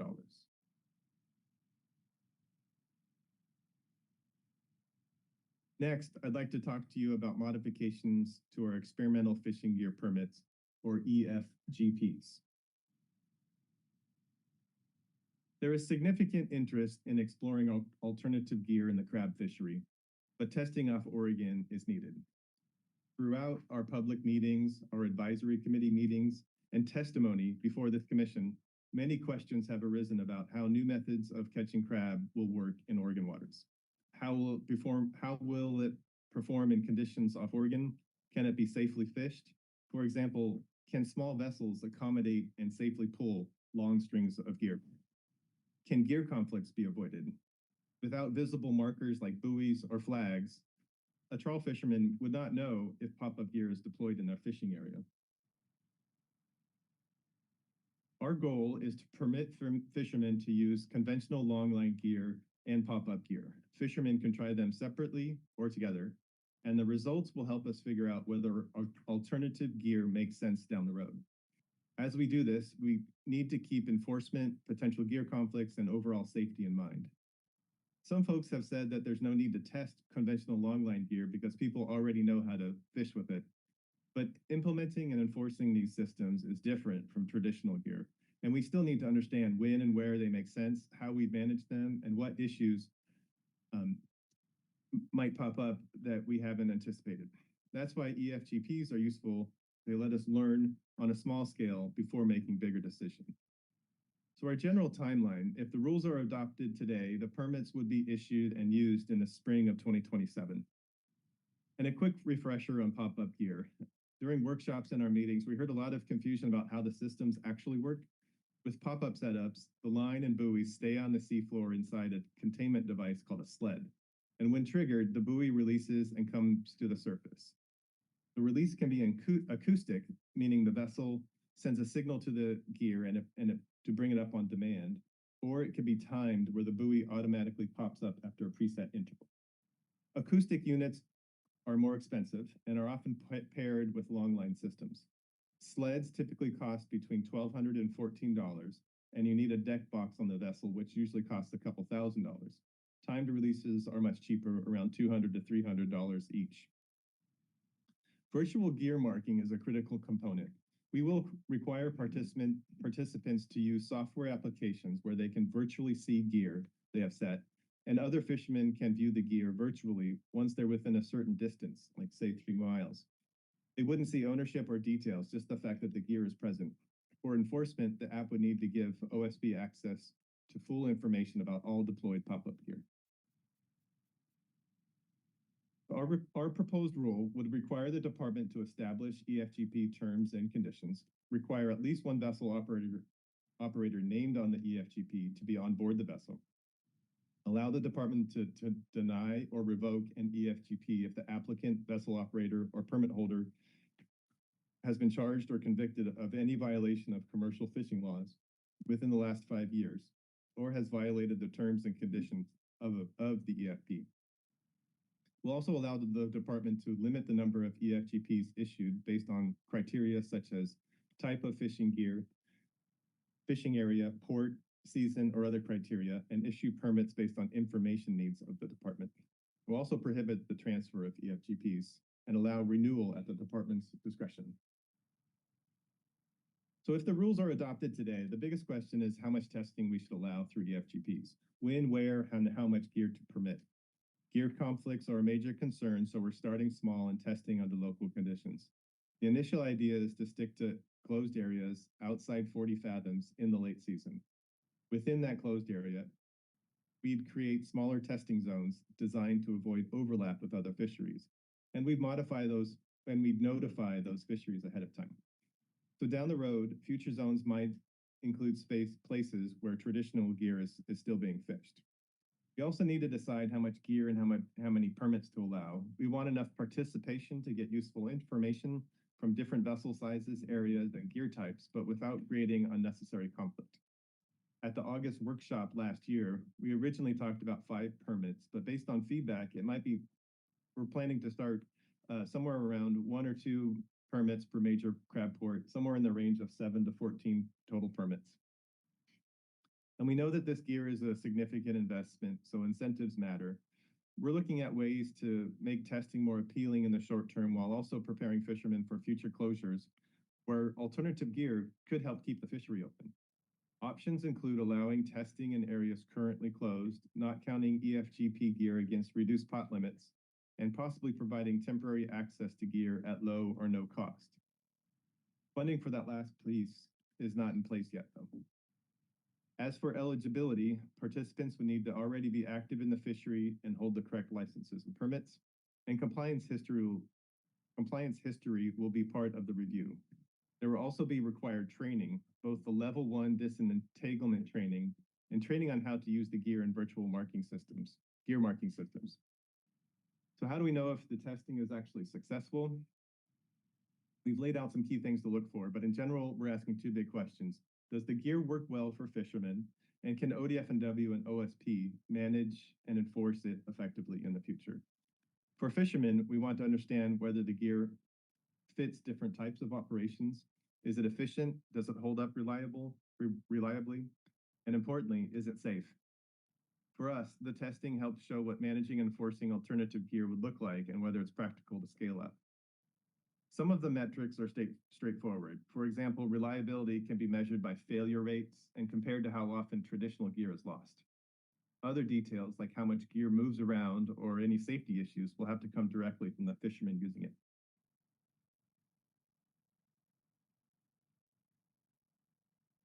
And our final issue is a minor housekeeping amendment.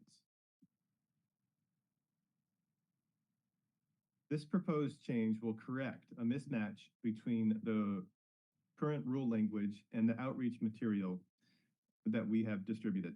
The 36-foot surface gear maximum passed in 2023 is intended to reduce potential marine life entanglements. We recommend updating the rule how the 36-foot distance is measured to be between the front end of the main buoy to the front end of the last trailer buoy. There will be minimal impact since fishermen have been relying on our outreach material, which reflect the proposed rule language.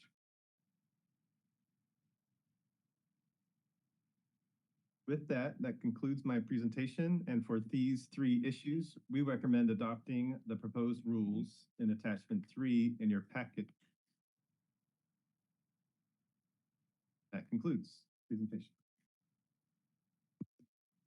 Thank you. Commissioners, we have a lot of people who do want to testify, so I think what we'll do is what we typically would do is ask a few questions now, then hear the testimony, and then come back because we have these three that are recommended to us. We also have, I think, questions about the conservation plan and other pieces. So if that works for you, let's go to first to Commissioner Labhart, your question. Just a quick question, Justin. Thanks for the presentation. Good summary.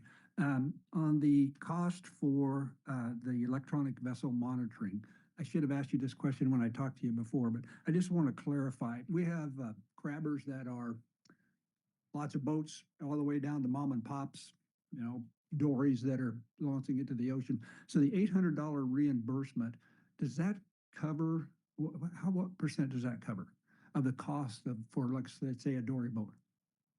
Okay, thanks for the question, Chair Wall. Commissioner Labhart. We're not specifying exactly which devices that fishermen need to purchase. I'll just say that first. We are saying, they have to meet these specifications. The two devices that are used in Washington and California that are, that will work for in Oregon, the cost is for that hardware is less than $800 in our research. And so it should be able to cover the cost of all the hardware to install. After that, there is a subscription cost that the Right. fishermen will have to pick up. So is there enough money to Yeah. do the fleet? There's enough money to do the fleet. Okay. With that figure of $800 factors in that there are a number of vessels that already fish in Washington and California that already have some or all of the gear, and they wouldn't need to purchase another unit. So it's something less than the total number of permits. The funding is part of a larger package of funding to help us with other aspects of whale entanglement issues. So Okay, yes, thank- it should be able to cover it all. Thank you. Commissioner Spellbrink, go ahead. Yeah, thank you, Chair Wall. I'll probably wait till later for any other comments. If I just read a statement here Okay. for a potential conflict of interest. I declare a potential conflict of interest in issues affecting and relating to the commercial Dungeness crab fishery. I was a commercial Dungeness crab fisherman for 40 years, retiring in 2015. My business, Allied Marine Incorporated, owns an Oregon Dungeness crab permit and retains a small partial ownership of a 56-foot fishing vessel, the Alliance. Thank you, Commissioner. Staff, thank you for the report. So I know there are still a lot of open questions that you're dealing with, so I appreciate how you're approaching this. I have 4 quick questions. I think they're just fact questions that I want to ask you, Justin, based on your report. On the research that you said you were funding on overlap, we may see that information? Because that really impacts where we put the risk reduction factors. Thank you, Chair Wall. First, we're funding a few different things, and we have been funding with OSU whale distribution surveys, and so that is kind of the core information. There's been published research that was maybe 3 years ago published that had some preliminary information about the overlap of our crab fishery and whale distribution. Sorry. Okay, right. Thanks. In about a year, there'll be further research that will be able to evaluate different management strategies to weigh the benefit of reducing entanglement risk, but also how that will impact fisheries. Thank you. So about a year from now, okay. I'll come back to that later, I think, but could you just say what the electronic monitoring equipment that Washington has and California has that we are not looking at right now, that you're not recommending? You talked about pressure and one other. Okay. Yeah, thank you, Chair Wall. Well, Washington and California, both of them require the GPS monitoring of vessels. And so that's what we're proposing here. And the other part of our proposal is hydraulic pressure sensors, which tells us when a vessel is pulling up a crab pot. So that is something that's installed, and it kind of speaks to the two units kind of speak together, and that data is transmitted. The hydraulic pressure sensor is part of the Washington rules currently. So that's what they have, both the GPS unit and the hydraulic pressure sensor. California, when they passed their rules for this kind of similar monitoring, it was only the vessel location that is required for California fishery, not the pressure sensors. So that's kind of the difference that what we're proposing and what is in Washington and California. Thank you. That helps. You mentioned triggers in the conservation plan if there are entanglements. Could you just talk about that a little bit more? I did ask Brittany to join us to help Okay. answer some questions about adaptive management and triggers, and I would like to turn to Brittany she could answer.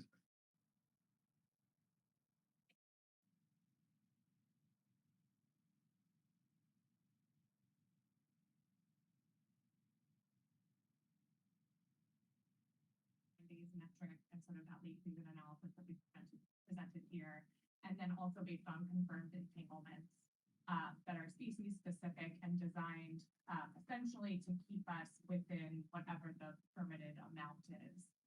So it's essentially a rate that will, the triggers will be set to keep us so that we don't exceed the allowable amount.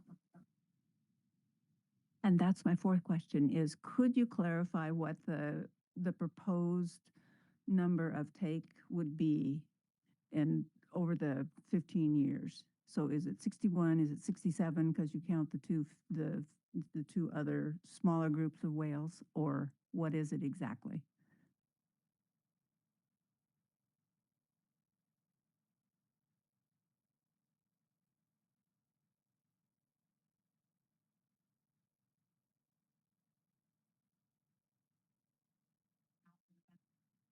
Humpback whales and a specific amount for the GPS.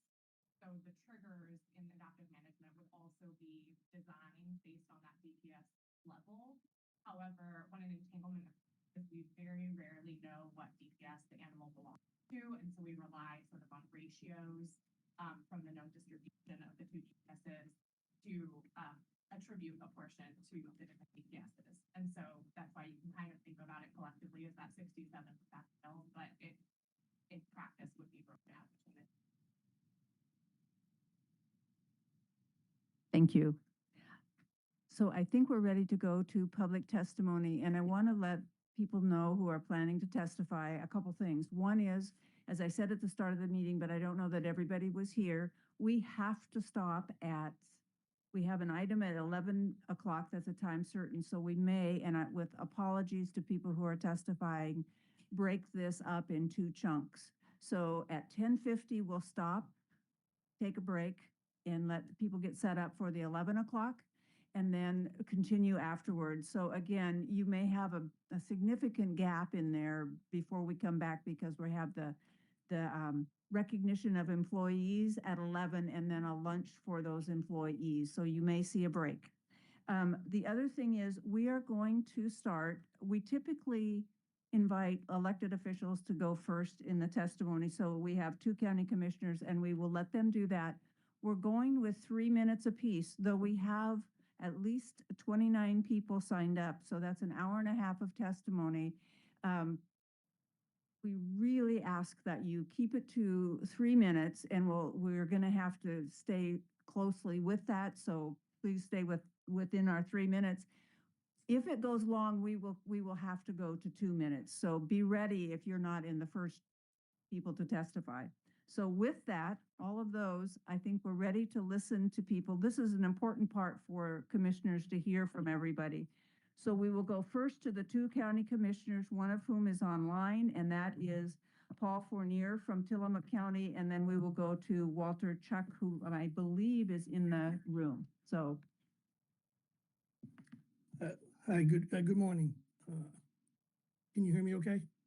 We can, go ahead. Okay, great. I want to thank you, Chair Wall, Vice Chair Hatfield Hyde, and all the other commissioners for the opportunity to speak here today and for all of your work for the people of Oregon. I'd like to urge the board, the commission to carefully consider the total impacts of the proposed commercial crabbing rules on our most vulnerable fishers, our smaller individual commercial crabbers. The initial help with purchasing the required equipment as described today will be helpful, but doesn't relieve the fishers of all cost. This is very concerning for me and our local dory fleet, as Commissioner Labhart mentioned.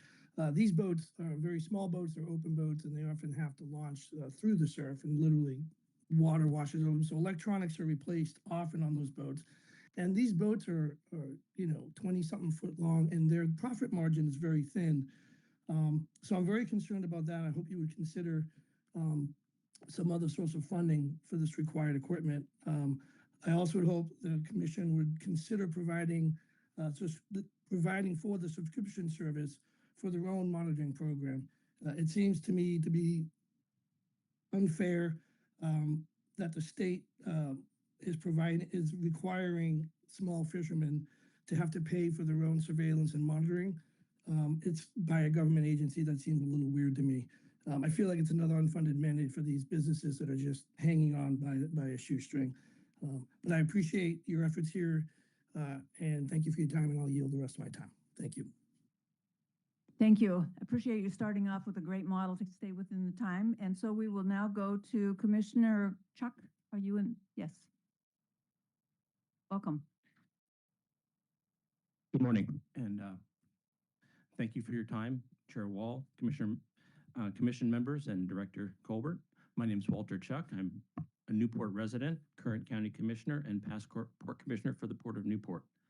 I have lived in Newport for over 20 years and have worked closely with our crab fleet for many of these years. My son worked offloading crab for a couple winters while he was in high school. Our crab fleet is one of the most diverse fleets on the coast, with boats of many sizes participating in this fishery. It is also one of the most important ones financially to my community. I am here to support the experimental fishing gear permits that are being considered.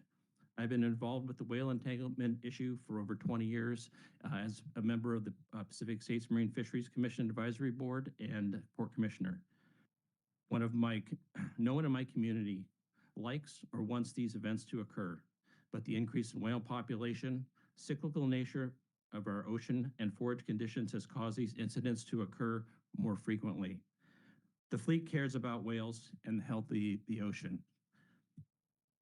Our fishing fleet has proven to be innovative and collaborative when a problem arises. For example, twice in the pink shrimp fishery, first with grates to reduce bycatch, and again with putting lights on their nets to avoid eulachon, and the pineapple trawl nets for the flatfish fishery. They worked with ODFW staff, scientists, and gear manufacturers to come up with effective solutions. The fleet has shown a willingness to adapt to changes in the fishery and work towards a workable solution. I ask that you set up this experimental fishery with some things in mind.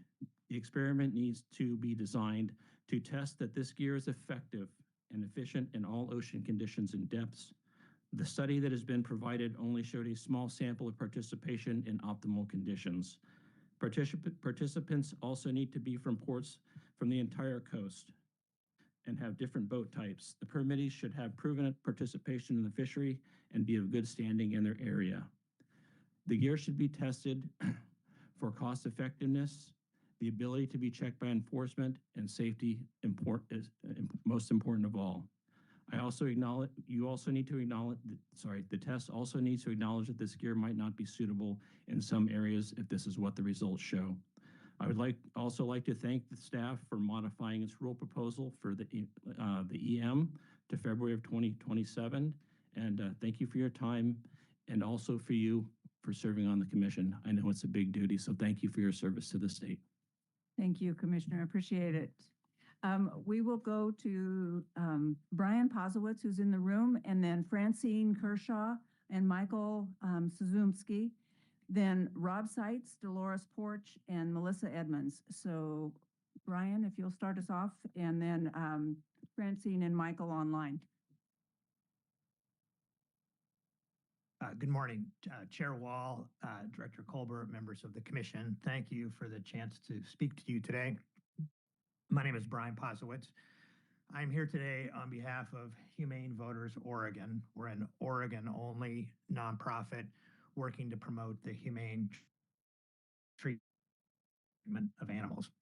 We have only recently begun to track and learn about this issue, but we have become deeply concerned about the number of whales being injured and killed by entanglement in commercial fishing gear off the Oregon coast.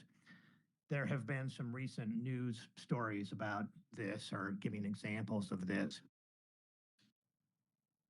and they're frankly just pretty heartbreaking. We think that these proposed rules are a step in the right direction. It seems like a good idea, given the issue, to better monitor the fishing boats and their gear. It also seems like a good idea to at least begin the process of transitioning to gear that is less likely to entangle whales. All of that said, we hope the department will continue to make progress on this issue. Our understanding is that up to 4 whales per year are being killed off the Oregon coast as a result of entanglement, and that the application to the federal government for an incidental take permit would authorize that level of deaths to continue to occur. That seems to us like an unacceptably high number, given the limited number of whales and the significance of whales in the public consciousness.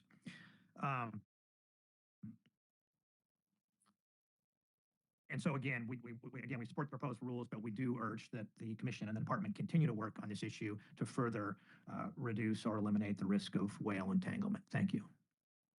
Thank you, Brian. Let's go to Francine Kershaw, Michael Suzumski. Thank you. Good morning, Chair Wall and Commissioners. My name is Francine Kershaw, and I'm speaking on behalf of the Natural Resources Defense Council.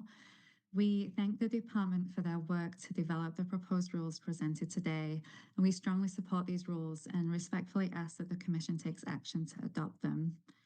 The proposed experimental fishing gear permit that will allow testing of pop-up gear in the fishery is particularly important and represents an essential first step towards the gear's potential future inclusion in the management toolbox of the fishery. If approved, we encourage the department to consider ways to maximize and ensure equitable access to the permit program. Clearly defining data collection requirements, benchmarks, and a timeline will also build confidence in the program. Our organization is actively and collaboratively working to develop solutions to help offset the costs that fishers who are interested in testing the gear will face, and look forward to working with the department on that front. Electronic vessel monitoring will provide data and information essential to improved management of the fishery, including informing the development of future entanglement risk reduction measures. Aside from these new rules, we do remain very concerned that high numbers of entanglements continue to occur in Oregon's crab fishery. And we're also disappointed that the department is offering no proposals for additional or alternative management measures, and are instead requesting authorization to take a large number of whales that reflects or even exceeds the status quo. Submitting the draft conservation plan was an important step forward, but ultimately it's the contents of the plan that will determine whether the fishery receives authorization to legally take endangered species. More needs to be done to reduce risk to whales and ensure the outcome.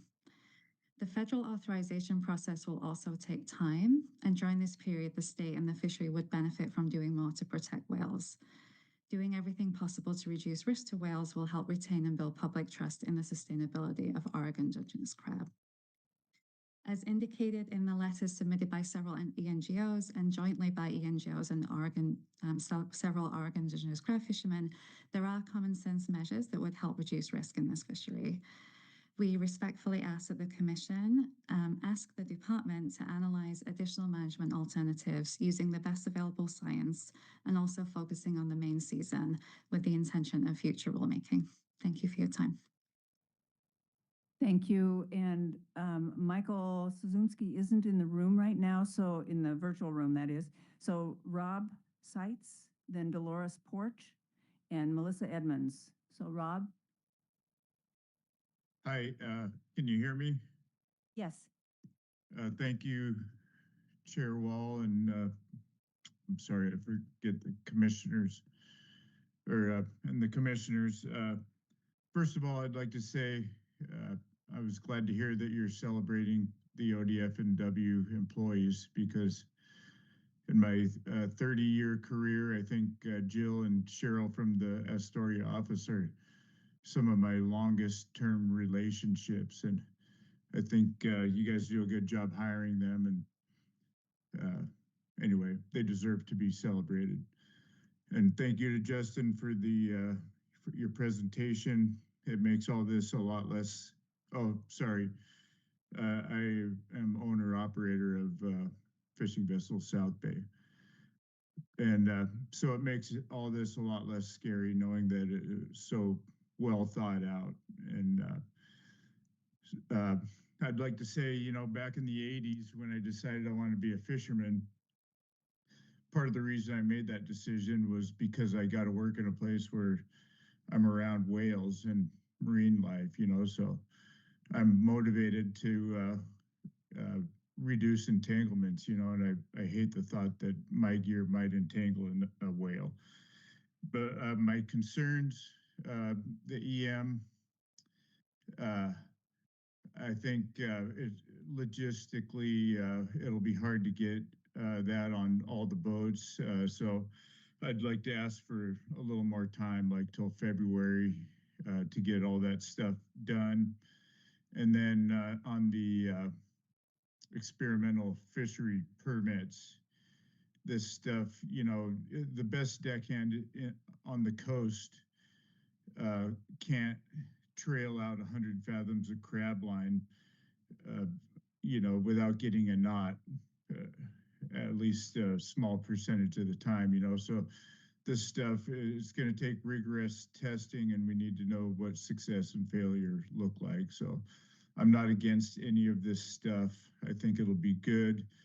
You know, like that commissioner said, we've worked with ODF and W and, you know, over the years to solve problems in shrimping and drag fishing. I'm confident we can overcome these problems.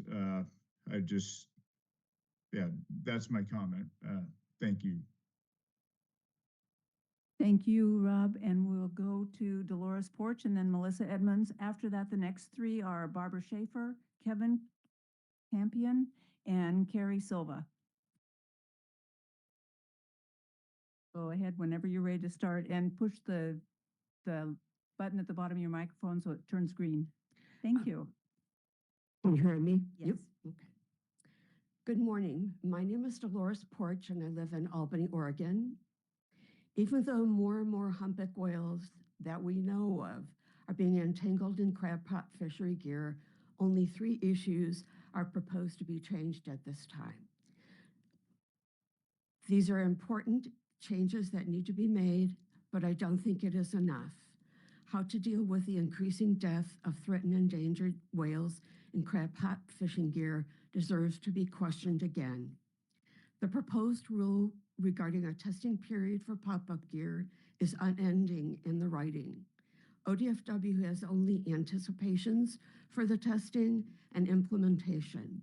If this rule is just a house cleaning measure, then let's do a thorough job and let Oregonians know the ground rules in writing up front. Whale entanglement is a negative cost for the crab fishing industry. But when consumers find out that the Oregon crab fishery uses unsustainable fishing practices, they will change their purchasing habits. In January 2025, Forbes Media wrote that sustainability is no longer an optional add-on. It's the foundation for resilience, growth, and relevance in a rapidly changing and challenged world. When large populations of humpback whales arrive on the Oregon coast, they get entangled in crab fishing gear and the season is abruptly closed. The fishery tells us this could be dangerous for them, removing their gear. Precautionary conservation can solve this issue without the chaos. Make an experiment of a new fishing season. Incentivize the fishery to try the pop-up gear in lieu of suddenly closing the season for all. Finally, I can understand the fisheries' fear of the cost of changing gear, but why can't we all work together to solve this by creating gear lending libraries, finding manufacturers who will collaborate with us? And you never know, Oregonians may want to help out too. They recently achieved approval for funding 9 wildlife programs and including more money to pay ranchers for cattle loss in order to continue wolf recovery. Thank you. Thank you, Dolores. We'll go to Melissa Edmonds and then Barbara Schaefer. Hi, can you hear me okay? Yes. Okay, thank you. Good morning. Thank you all for the opportunity to speak today. My name is Melissa Edmonds, and I'm here representing the Animal Welfare Institute.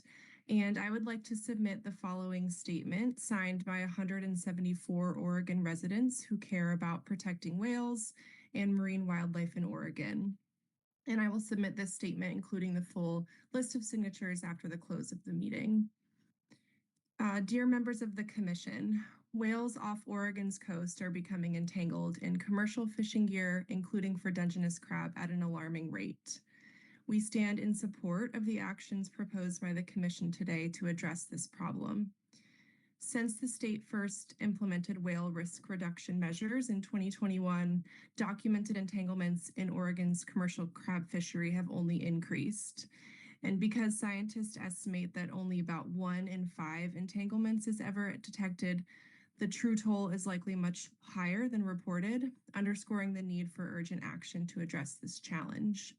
Threatened and endangered populations of humpback whales, blue whales, fin whales, North Pacific right whales, gray whales, and leatherback sea turtles are being entangled at unsustainable rates. This, combined with the litany of other threats that they are facing, means that they will not recover without urgent conservation action. We are particularly concerned about the eastern North Pacific gray whales, which have been included on Oregon's state endangered species list since 1975 and are currently experiencing a mortality crisis. Already in 2026, 150 gray whales have stranded in the Pacific Northwest region, including 11 in Oregon. It is critical that the state works to reduce entanglement risk for these species. Ropeless fishing systems, also known as pop-up or on-demand fishing gear, are a viable solution for whale-safe fishing and have been successfully implemented in the region and around the world. These systems remove the vertical line in the water column, virtually eliminating the risk of entanglement while the fishery can continue to operate. We support the adoption of the proposed rules to implement a fleet-wide electronic monitoring program and to establish additional criteria for approving issuance of experimental fishing gear permits. These common sense measures will protect whales and turtles while supporting a sustainable Dungeness crab fishery. Thank you for your commitment to safeguarding these beloved creatures. And that concludes my statement. Thank you. Thank you, Melissa. Barbara Schaefer, Kevin Campion, and then Carrie Silva. So go ahead, Barbara. Oh, is she in the room?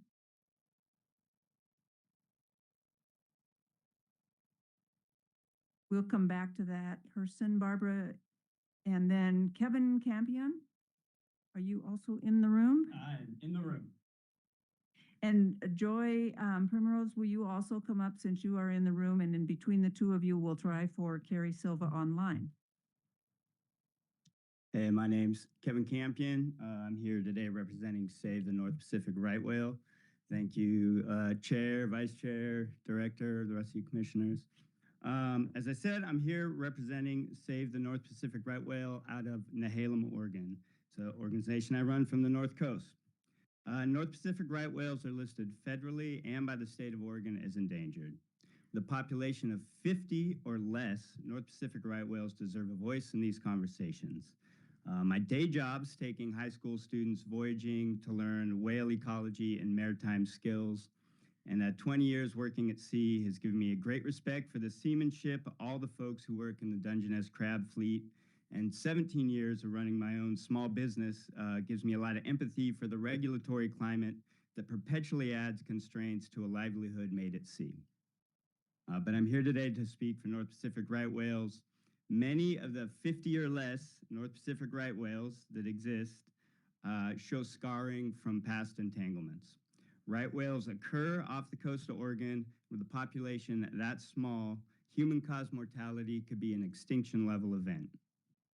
In an effort to prevent entanglements of these whales and all whales, I'm here today to support adoption of the proposed electronic monitoring and of the test fishery. We are lucky to have a risk to whales that we can solve with technology. We can solve it.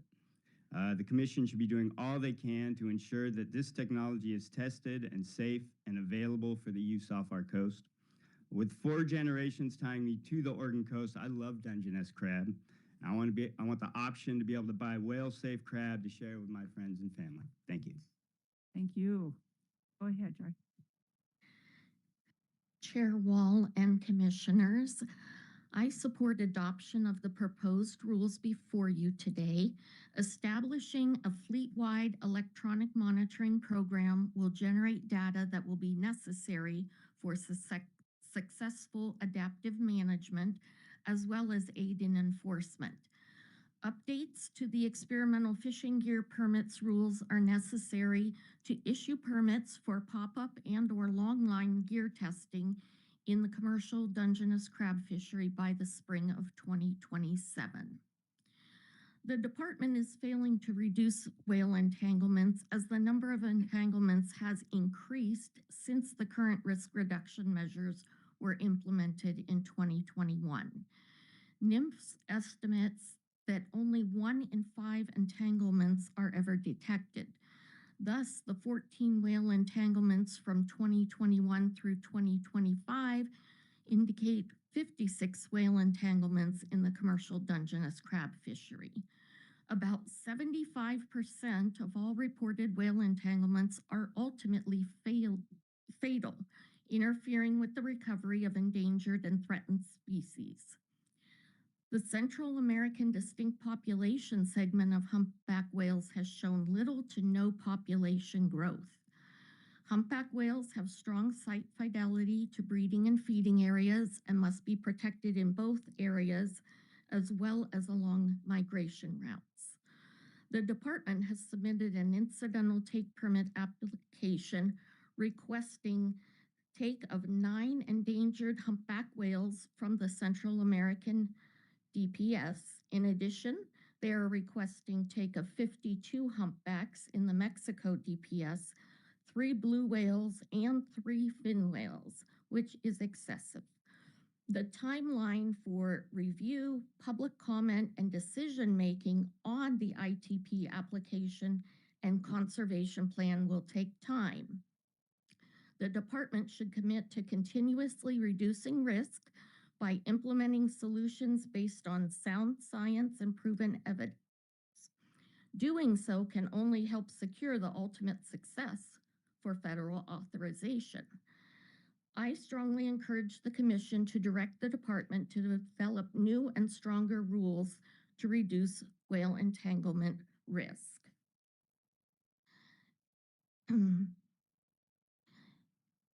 A clear process for moving from experimental fishing gear testing to actual use in the fishery is essential. The status quo is not acceptable while whale entanglements are increasing. Thank you for the opportunity to comment. Thank you, Joy. I appreciate your comments. And we will go to Carrie Silva, who I promised would be one before, but now's your chance. Thank you. Yeah, I was like, oh, okay. You can hear me okay? Yes. All right, thank you.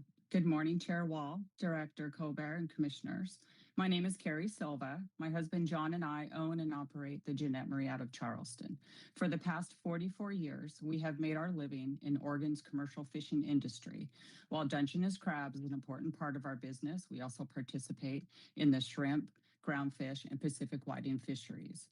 I'd like to begin by thanking the department and the Commission for this opportunity to comment on the proposed rules. I also appreciate the work that has gone into developing them. My comments are not intended to criticize the rulemaking process, but rather to help ensure these rules can be implemented successfully for the fishermen who will be expected to comply with them. My experience working in Oregon's fisheries has taught me that good regulations are not judged only by their intent, They are judged by how well they work once they are put into practice. My primary concern with electronic monitoring isn't the technology itself. It's how the program will be implemented. I appreciate the decision to move the implementation date to February 1st, 2027. The additional time is a positive step and will help provide fishermen with a more realistic opportunity to prepare for this new requirement. Oregon fishermen will continue to adapt to new regulations, new technologies, and new conservation measures.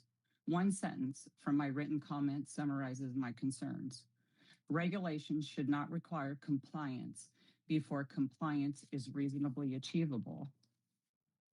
I respectfully ask the Commission to ensure this additional time is used to provide vessel owners and operators with clear guidance and the technical support necessary for a successful transition before these requirements become mandatory.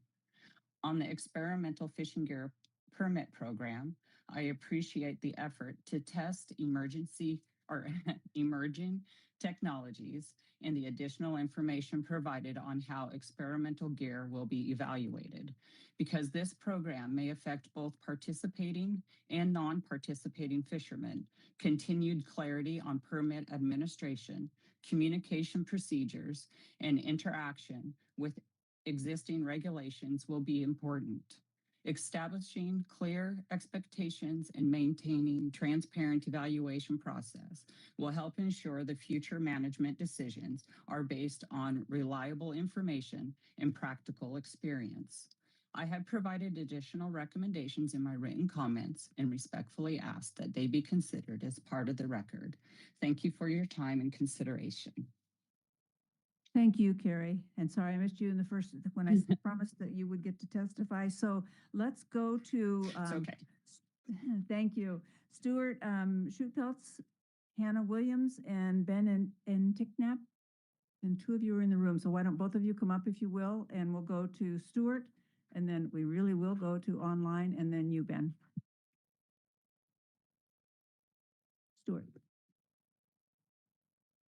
My name is Stuart Schupeltz. I'm from Winchester Bay. I own the fishing vessel Terran Rose. My family runs 2 other crab boats. We fished in Oregon since 1979. Vice President of OCCA. I took the day off to be here. Many of our members couldn't because they're on the water working. Here to 2 points mainly on the electronic logbook. I appreciate that it's in the language that we have until February. And I would ask that with working towards compliance, that if there was any issues with one on board, that we could fill out a paper logbook for up to 2 years, possibly 2, that could be overviewed by OSP, to ensure that a person doesn't slow their production down at the critical times of our season, such as the beginning. I hope that made sense after I can clarify, but mainly no logistics of not being able to fish, to be able to rely on a paper logbook if the EM did not work. And secondly, on the use of the alternative gear type, yeah, I support the testing of it. A big thing to look at is our safety. We're looking to be, have less whale entanglement, and we've also got to do that in a practice that we don't lose human life either. And I thank you all for having me here today, and that's pretty much it. Save some time. Thank you, Stuart, for saving time and for your comments and for taking the day off to come over here and talk to us. We appreciate it. I'm going to go to Hannah Williams online first. Go ahead, Hannah.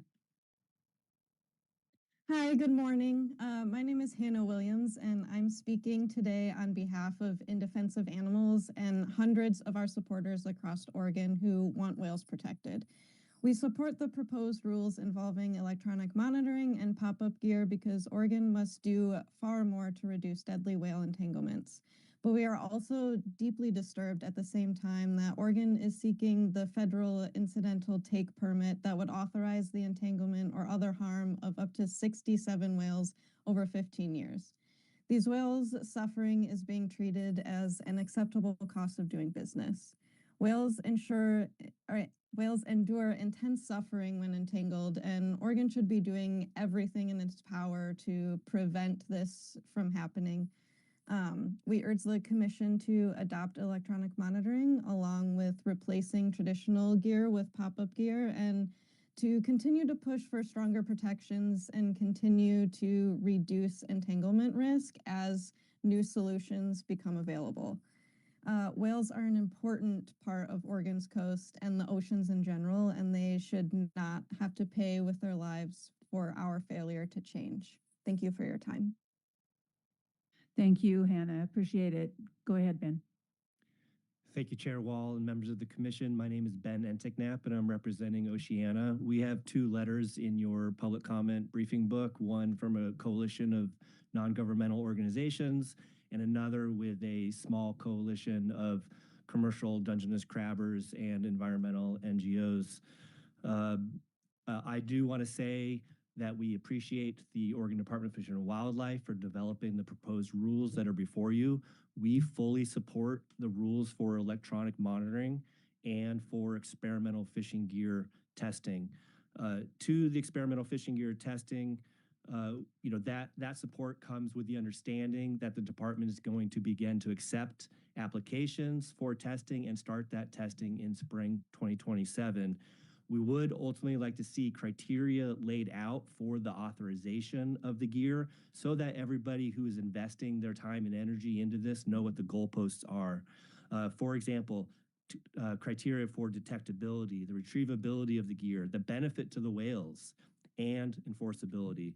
That needs to be clear so we know, is the gear working? Can it be approved for full authorization? My next point, I want to focus on the 5-year evaluation, and I want to be clear, too many whales are getting entangled in Oregon crab gear. As you heard from other people, since 2021, entanglements have only increased. There have been 13 whales entangled since Oregon's current set of conservation measures have been put into place. And that these confirmed entanglements only tell part of the story.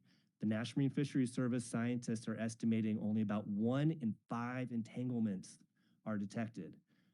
The department is not recognizing that piece right now, that there's these unobserved entanglements, and that needs to be made clear and incorporated into the conservation plan. But instead of proposing bold action to reduce these entanglements in the face of this, grim reality that's happening on the water, we're seeing a conservation plan that's proposing up to 67 whales be allowed to be taken over a 15-year period. And I want to ask, is that the standard that Oregon wants to set? I certainly hope not. Since most entanglements are occurring in the main season, the commission should be asking the department for a new set of rules to reduce risk during the main season. And this is in our letters, including with Oregon crabbers. We would like to see reduced pot limits during the main season. This would be a way to reduce the number of vertical lines in the water when we know entanglements are happening. It will provide for an orderly fishery and hopefully reduce gear loss as well as maintaining high levels of crab catch. We want to see the late season conservation measures aligned with the science, including the timing of when the whales are showing up off our coast and their depth distributions that we've repeatedly recommended over the last 5 years. More needs to be done, and we hope that you will request that happen. Thank you. Thank you, Ben. Appreciate the testimony from both of you very much. We will go to. Thank you. Thank you. Get the right page. Josh Whaley, Joel Perky, Rex Leach, and all 3 of those are online. And then we will go to Ray Monroe, Ben Grundy, and Carrie Brandberg. So Josh, then Joel, then Rex, online. Good morning, Chair Wall, Director Colbert, Commissioners. My name is Josh Whaley, calling in from the ocean. from Brookings, a third-generation crab fisherman representing the fishing vessel Miss Emily, Miss Sarah, and Prolific. 3 points today from me. First, on VMS. VMS without logbook reduction is a missed opportunity. Once VMS is in place, staff will have all the data that matters the most: time, location, and effort in an automated fashion.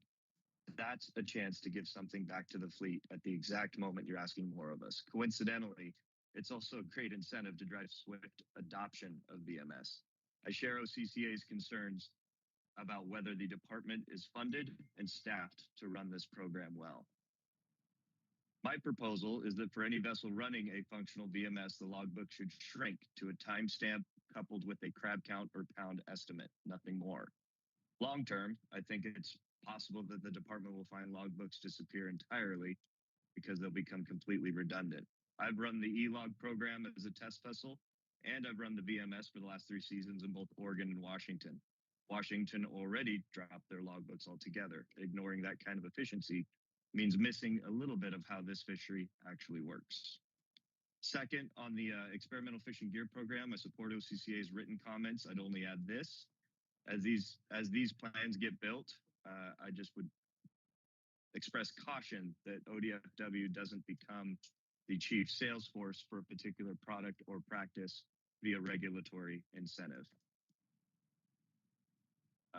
Third, I just want to make the note, I feel like it's worth addressing that most of us are on the water, including myself. It's August. We're all very busy executing our summer fisheries, using the little bit of spare time we have to spend serving on commissions and committees like this one. It is no accident that a group of folks have showed up and picked this exact moment to put on a show. While we're focused on work, they seem to be focused on getting us off the water. Their own comments to the commission make that clear. They're more about pushing their preferences than supporting the real solutions industry and staff have built together. I'd ask the commission to take this noise for what it is, and I thank you for your continued support of the department and its work with industry. Thank you.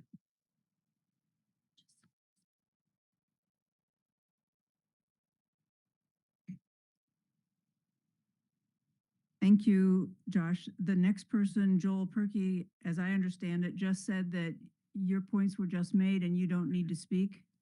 I just want to make sure I have the right person. And then we will go to Rex Leach.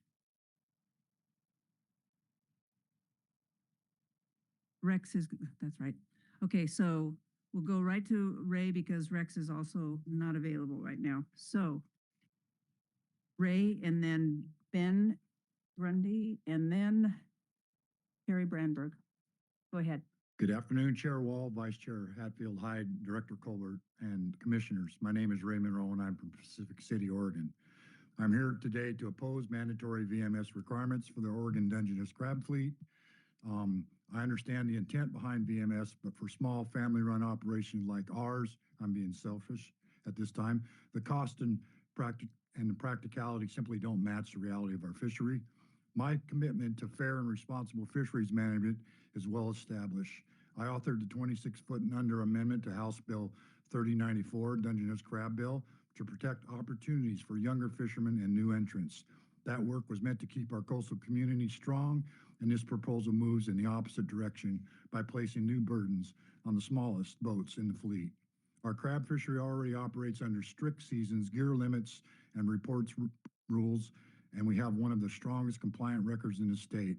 Adding VMS to small vessels, many of us which operate on a very narrow margin, risk pushing us exactly the fishermen we've worked so hard to protect. There's only 4 of us left fishing. For surf launch vessels in Pacific City, VMS is especially impractical. We go through 6 to 10 foot surfs every day. Our boats are routinely hit by waves and sometimes completely underwater. Electronics on these dories are constantly destroyed and space is extremely limited. Installing another device that is expensive, fragile, and exposed to the harshest conditions on the coast is not reasonable. Our 22-foot boats crab almost exclusively inside a 30-fathom line, close to shore, in an area with strong enforcement presence and heavy traffic. The nearshore nature of our fishery already provides excellent visibility and reduces any practical need for VMS. I want to highlight two exemptions that show the state already recognizes this difference, and so do the feds. First, vessels fishing open access ground fish inside Oregon state waters are not required to carry VMS. We already qualify for that exemption.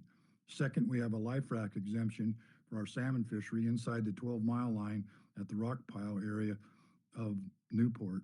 Our operation stays within that zone. These exemptions exist because small nearshore vessels like ours do not pose the same risks or monitoring challenges of offshore boats. Mandatory VMS treats all vessels the same, even when the realities are not the same. That's why I'm asking the Commission to consider alternatives, voluntary participation, seasonal exemptions, or small boat carve-out that protects the fishermen who keep our communities alive. When you talk about the dollar cost, I just want to really put it out there that you see a dollar cost in front of you that's never the example of what happens. In Share the Pain in 1995 at the council level, they talked about reduction of us small vessels that only had 1/10 of 1% of the rockfish and lingcod issues. They reduced those by less than 10%, which included, they took me by 50% of my own production, put me out of business in 1991, because I went from making $19,000 to $23,000 a year to $12,000. Thank you very much. Thank you, Ray. And I think we also had a letter from you with this issue, so we have seen those. So Thank you very much. Ben Grundy and then Carrie Brandberg. So go ahead. If it shows green, you're on. Ray, Button on the back of the. it's right in the front. Got it. The little, There we got go. it. Okay. Thank you. Thank you. Good morning, Chair Wall, Vice Chair Hatfield Hyde, Director Colbert, and commissioners and staff. My name is Ben Grundy, and I'm an oceans campaigner at the Center for Biological Diversity. And I have the privilege to also be speaking on behalf of 571 of our members in the state of Oregon who have submitted comments on this issue. The center supports the proposed regulations that will require electronic vessel monitoring and establish experimental fishing gear permit terms and conditions to allow for the testing of innovative pop-up gear systems. We urge the Commission to adopt these rules to ensure their timely implementation. In addition to the rules under consideration today, the Center for Biological Diversity asks the Commission to consider adopting additional risk reduction measures in a future rulemaking process that aligns with current as well as new and emerging science that we've heard and know is on the horizon. Earlier this year, the Center and several other organizations submitted a petition to this commission to adopt regulations to address whale entanglements. And despite receiving a recommendation from the department to approve the petition, the commission voted to deny the petition. And since that denial, 2 humpback whales have been confirmed entangled in Oregon Dungeness crab fishing gear. Oregon's authorization of fisheries that take protected whales and sea turtles without valid take authorization from federal government violates the Endangered Species Act and Marine Mammal Protection Act. I encourage the state's continued efforts to bring its fisheries into compliance and am concerned by the state's recent request in their draft conservation plan submitted to NOAA Fisheries to allow the fishery, as mentioned in previous comments, to take 61 humpback whales split between the 2 DPSs, 3 blue whales, 3 fin whales over a 15-year period. An average of 4 humpback whales a year is an unacceptable threshold and simply allows for business as usual behavior. And an unambitious conservation target is not reflective of the state of Oregon's commitments to conservation or reflective of the millions of people who love Oregon's species and spaces. As we heard from the department's presentation earlier, between 2013 and 2025, 20 whales have been confirmed entangled in Oregon crab gear. 14 of these entanglements occurred between 2020 and 2025. Moreover, also citing some previous comments, but the latest preliminary science from NIMS that's still sort of in the process of being finalized has shown that these entanglement numbers could be 5 times higher than what's actually being confirmed and documented. So while the state does acknowledge that humpback whale entanglements are increasing, the regulations on the fishery don't reflect the urgency needed to actually stop these numbers from increasing. The regulations proposed today are a necessary step, and I'm appreciative of the time of the Commission and Department into moving these regulations forward. And also ask that the Commission continue to move forward additional regulations to uphold its duty to protect and enhance Oregon's fish and wildlife. And I appreciate the time to make this comment. Thank you. Thank you, Ben. Thank you both very much. Carrie. And while Carrie's coming up, I do want to mention one thing. And I think Commissioner Labhart has mentioned this in the past. Scheduling things often means that we're holding a meeting on something like crab fishing regulations when a lot of people are doing that as opposed to being here. And for that, we regret that that happens. But it does happen, and it's at our feet that that happens, not at the feet of other people who are testifying. So I just want to make sure that you know that it's not the fault of other people testifying in favor or against this issue, that it came up today when some people could be here and others couldn't. It's us. And we try to take all of that into account, but it's far from perfect. So anyway, go ahead. Thank you. Thank you, Chair Wall and Commissioners, and thank you for what you just said, as well as a lot of fishermen are not in this room. They are on their final day of the crab season. Also, thank you to the staff for submitting the preliminary conservation plan and the presentation today. My name is Carrie Brenberg. I represent the Oregon Coast Crab Association, and I'm also the owner of Chelsea Rose Seafood and co-owner of the fishing vessel Monday Uni out of Newport, Oregon. The OCCA understands the need for responsible efforts to address these issues of whale entanglement. At the same time, we want to ensure that these new rules are implemented fairly and do not unintentionally harm Oregon's diverse crab fleet. OCCA submitted written comments, but I want to highlight two today. First, regarding electronic monitoring, it is critical that fishermen not be required to break a trip if an EM system malfunctions. Technical problems are inevitable when implementing new technology. As you've heard today, fishermen have concerns of how they will fit on their boats and how they will work. And we believe that that needs to be addressed by ODFW staff and OSP as well. Fishermen who are working in good faith and comply with new evolving regulations should not be penalized for equipment failures beyond their control.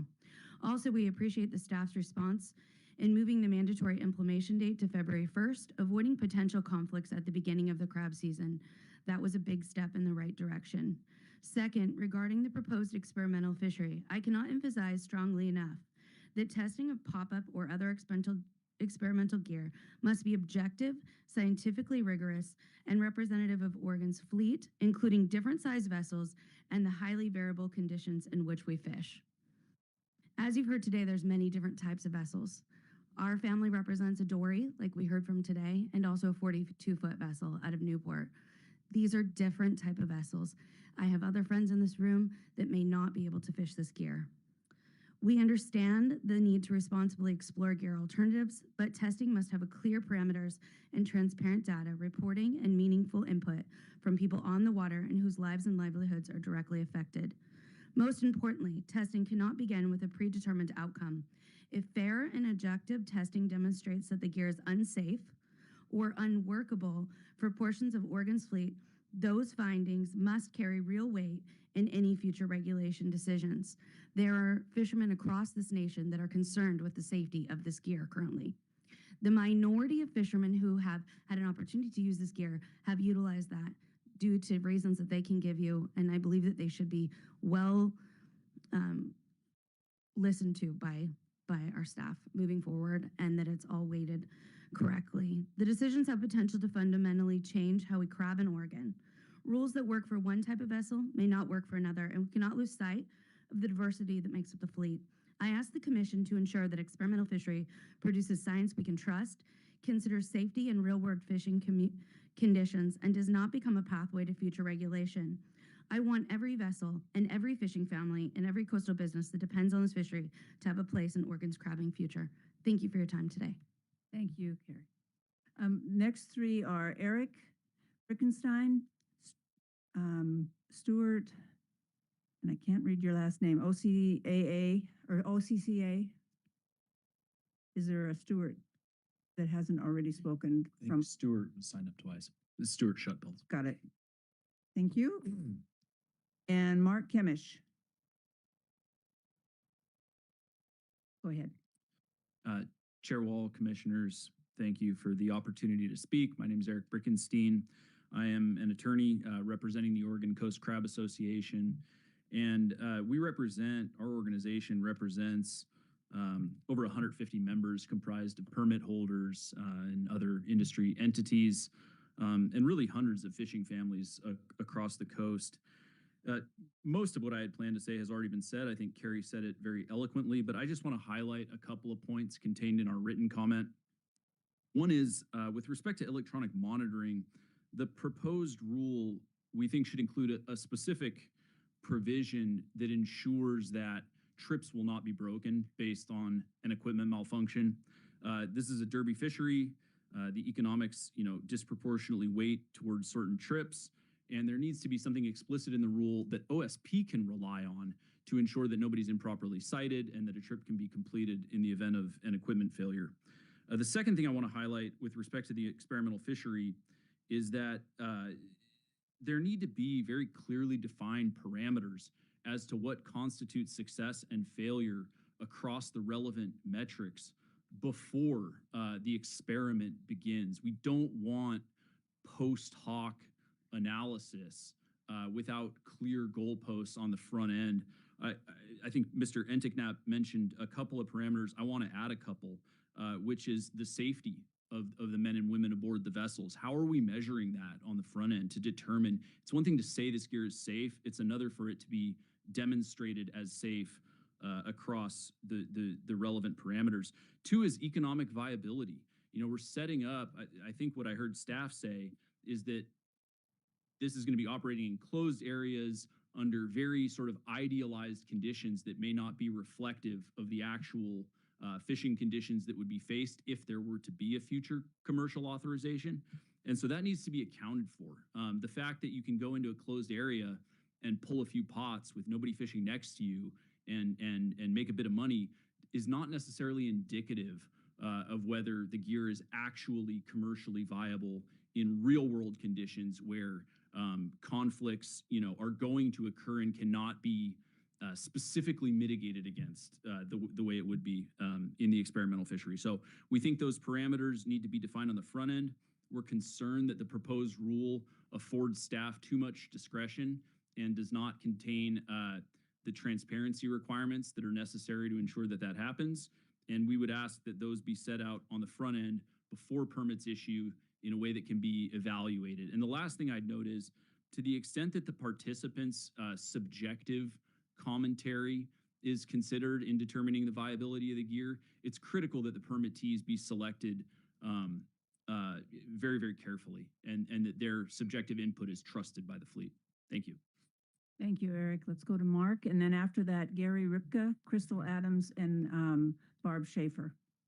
Go ahead. Hello to everybody up there. My name is Mark Kemish. I own and operate the Richard H. with my son Patrick in Newport. I have been fishing for over 50 years. 40 of that have been crabbing. My son's been crabbing with me for 20 years, who hopes to help me build the business. He hopes to one day take over the business when I retire. These issues will directly affect that. The expense of the EM system and the subscription will be a burden.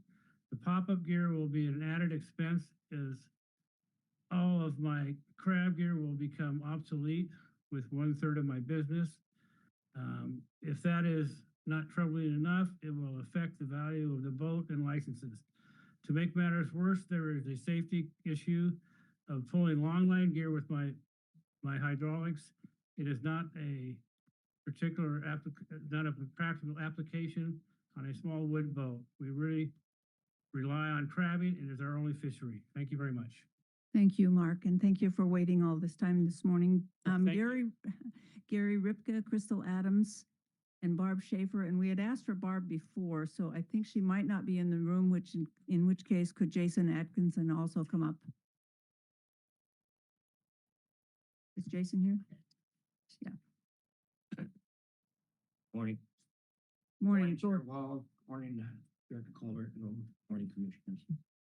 My name is Gary Ripka from Newport. I fish digest crab on the Oregon coast for over 45 years, aboard the Talitha and the Juneau. I'm president of the Oregon Coast Crab Association, representing over 150 members, permit holders, processors, captains, and families who rely on us. Most of our fleet is on the water today. Could not be here. They're working. First, thank you to staff for moving the EM deadline from December 1st to February 1st. That matters to our members.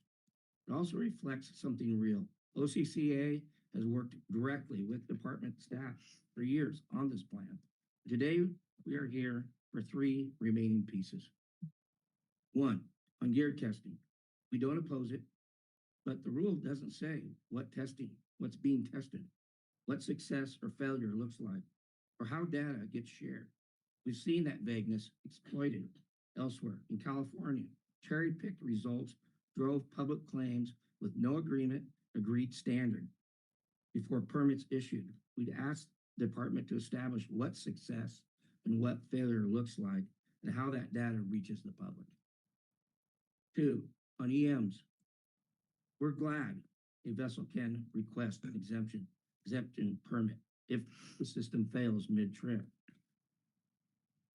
We'd ask that approval move as fast as the notification in real time so a trip isn't lost to paperwork. We know our 24/7 support isn't realistic. Instead, we'd like to ask for expanded support during the 2-week season opener when failure costs the most.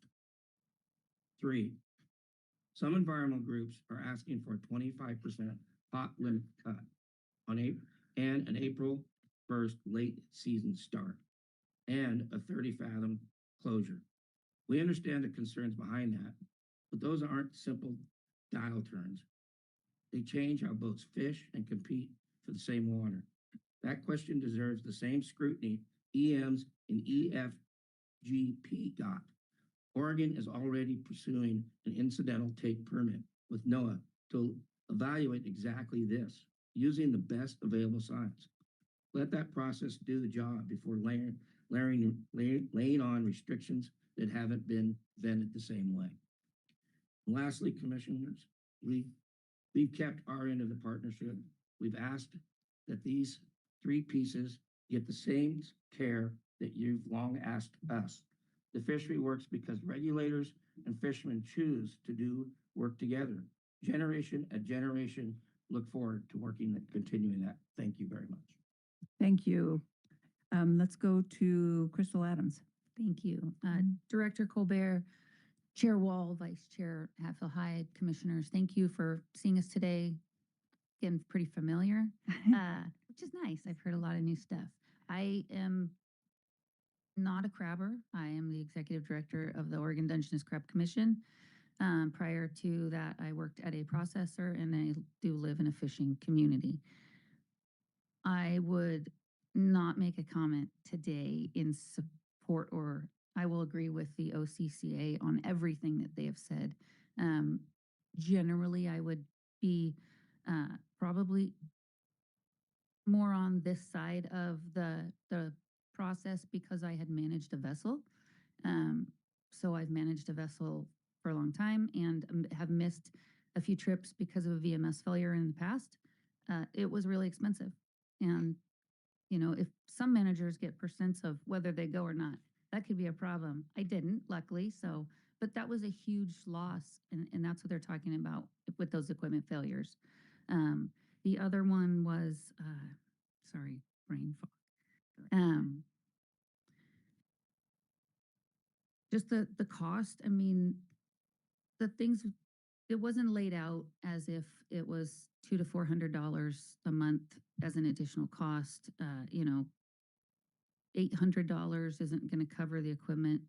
Many, like the dory boats, don't even have room on it. So I just agree with the OCCA's comments throughout the meeting this morning, but I'm not going to be in favor of this one until it's laid out like that. Thank you. Thank you, Crystal. Then we'll go to Jason Atkinson, and commissioners, just so you know, we have only one other person to testify, so we might run a couple minutes over, but we'll just finish the testimony. So go ahead. Thank you. Director Colbert, Chair and members of the commission, for the record, my name is Jason Atkinson. I'm here today with OCCA. A lot has happened since the February commission meeting that we were all in. And I want to say thank you very much to the staff who worked not only with OCCA, but with the larger community to, in fact, delay those implementation of EM by a month, or actually by a month and a half. And that delay not only is a good faith effort back to the fleet, but it also makes a tremendous difference on implementation. So thank you for that. I would also say that many of us in the room, in fact, all of us in the room, have become experts in firefighting and firefighting technology. And as that technology goes on and we all sit in church and have all of the alarms go off in our phones, I'm hoping that the commission will also think in terms of the EM and the redundancy of logbooks. As the technology does get better, I do hope that the commission takes into effect that the logbooks really is an added burden on the fleet, and changing that or being flexible enough to allow technology to give you what you're looking for on reporting will also make a tremendous difference to the fleet over time. So that is a big issue. Thirdly, the breaking of trips has been mentioned 3 times, and let me just put a finer point on it. That issue is a big issue that has, since February, been I don't know how many hours have been invested in trying to come up with a solution to make sure that when this new technology comes into effect, trips aren't broken. Someone isn't out on the water and then having to come off of the water. As Eric mentioned, the first 2 weeks of the season are the most valuable. And so making rules that apply that way, I think, are very important to the fleet. Lastly, I will tell you, as we have mentioned the other states to our north and the one to our south, Oregon does it differently. And I would encourage this commission to really take a lead in protecting not only this fishery, but making rules that apply to this fleet for Oregon communities is very, very important.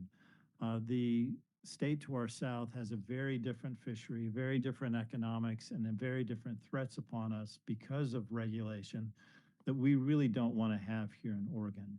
So I would encourage you in the commission, having been in where you're sitting, to do it your way and to do it a way that really does reflect Oregon. And I thank you very much for your time. Thank you, Jason. We will call up then Carrie Johnson, who will be the last person to testify on our list. And then we will stop for a break and recognizing and celebrating our staff. So go ahead, Carrie. Good morning, Chair Wall, Vice Chair Hatfield Hyde, and all commissioners here. I'm Carrie Johnson. I come from Astoria. I am a 4th-generation commercial fisherman, and many of our fishermen couldn't be here this morning, including my father and my 16-year-old son who spent last night fishing on the Columbia. Our family owns 13 fishing vessels between Oregon, Washington, and Alaska. And we are concerned about regulation that comes at all fronts. It kind of feels like death by 1,000 cuts in the fishing industry. We're small businesses, and many of my family members are actively participating, on a daily basis. We have family members on the ocean fishing albacore tuna right now, with salmon last night. So we're involved in lots of different fisheries, but all of us small business members. I want to speak specifically about just a couple items, and that was, I believe that it'd be possible to have a small boat exemption. There are many of our small boats that in a part of the crab fleet that fish even inside waters, even inside the Columbia River, that I think that it would apply to smaller vessels, that you could have an exemption for the vessel monitoring portion of this. The cost with the $800 reimbursement, that's going to be an ongoing thing with a yearly or monthly subscription base. That's a concern. I think that if we're going to have government monitoring on board our vessel, that's required by the government, that should be covered by the government. And also going along with that, we should follow Washington's lead and have the opportunity to do away with the paper logbooks that Washington's already gotten rid of. So I think that that's really my main concerns with that. None of us want to see whales entangled in our gear. It's a bad look for our industry. We're trying to do whatever we can to avoid that. With our derelict gear, none of us want to lose gear. It's very expensive, and we want it recovered. We want it back. And so we do whatever we can to get that gear back. And so I think that we can do a little bit better job with that. We can get some help with that. and, make some positive changes for our industry. So that's all I have. Thank you very much. Thank you, Carrie. Thank you again to all of you who came and stayed for the whole meeting and testified. We appreciate it and learn a lot from it. So thank you for all of that. We will stop now, take a break, go to our celebration of our employees, and come back at 1. So thank you all.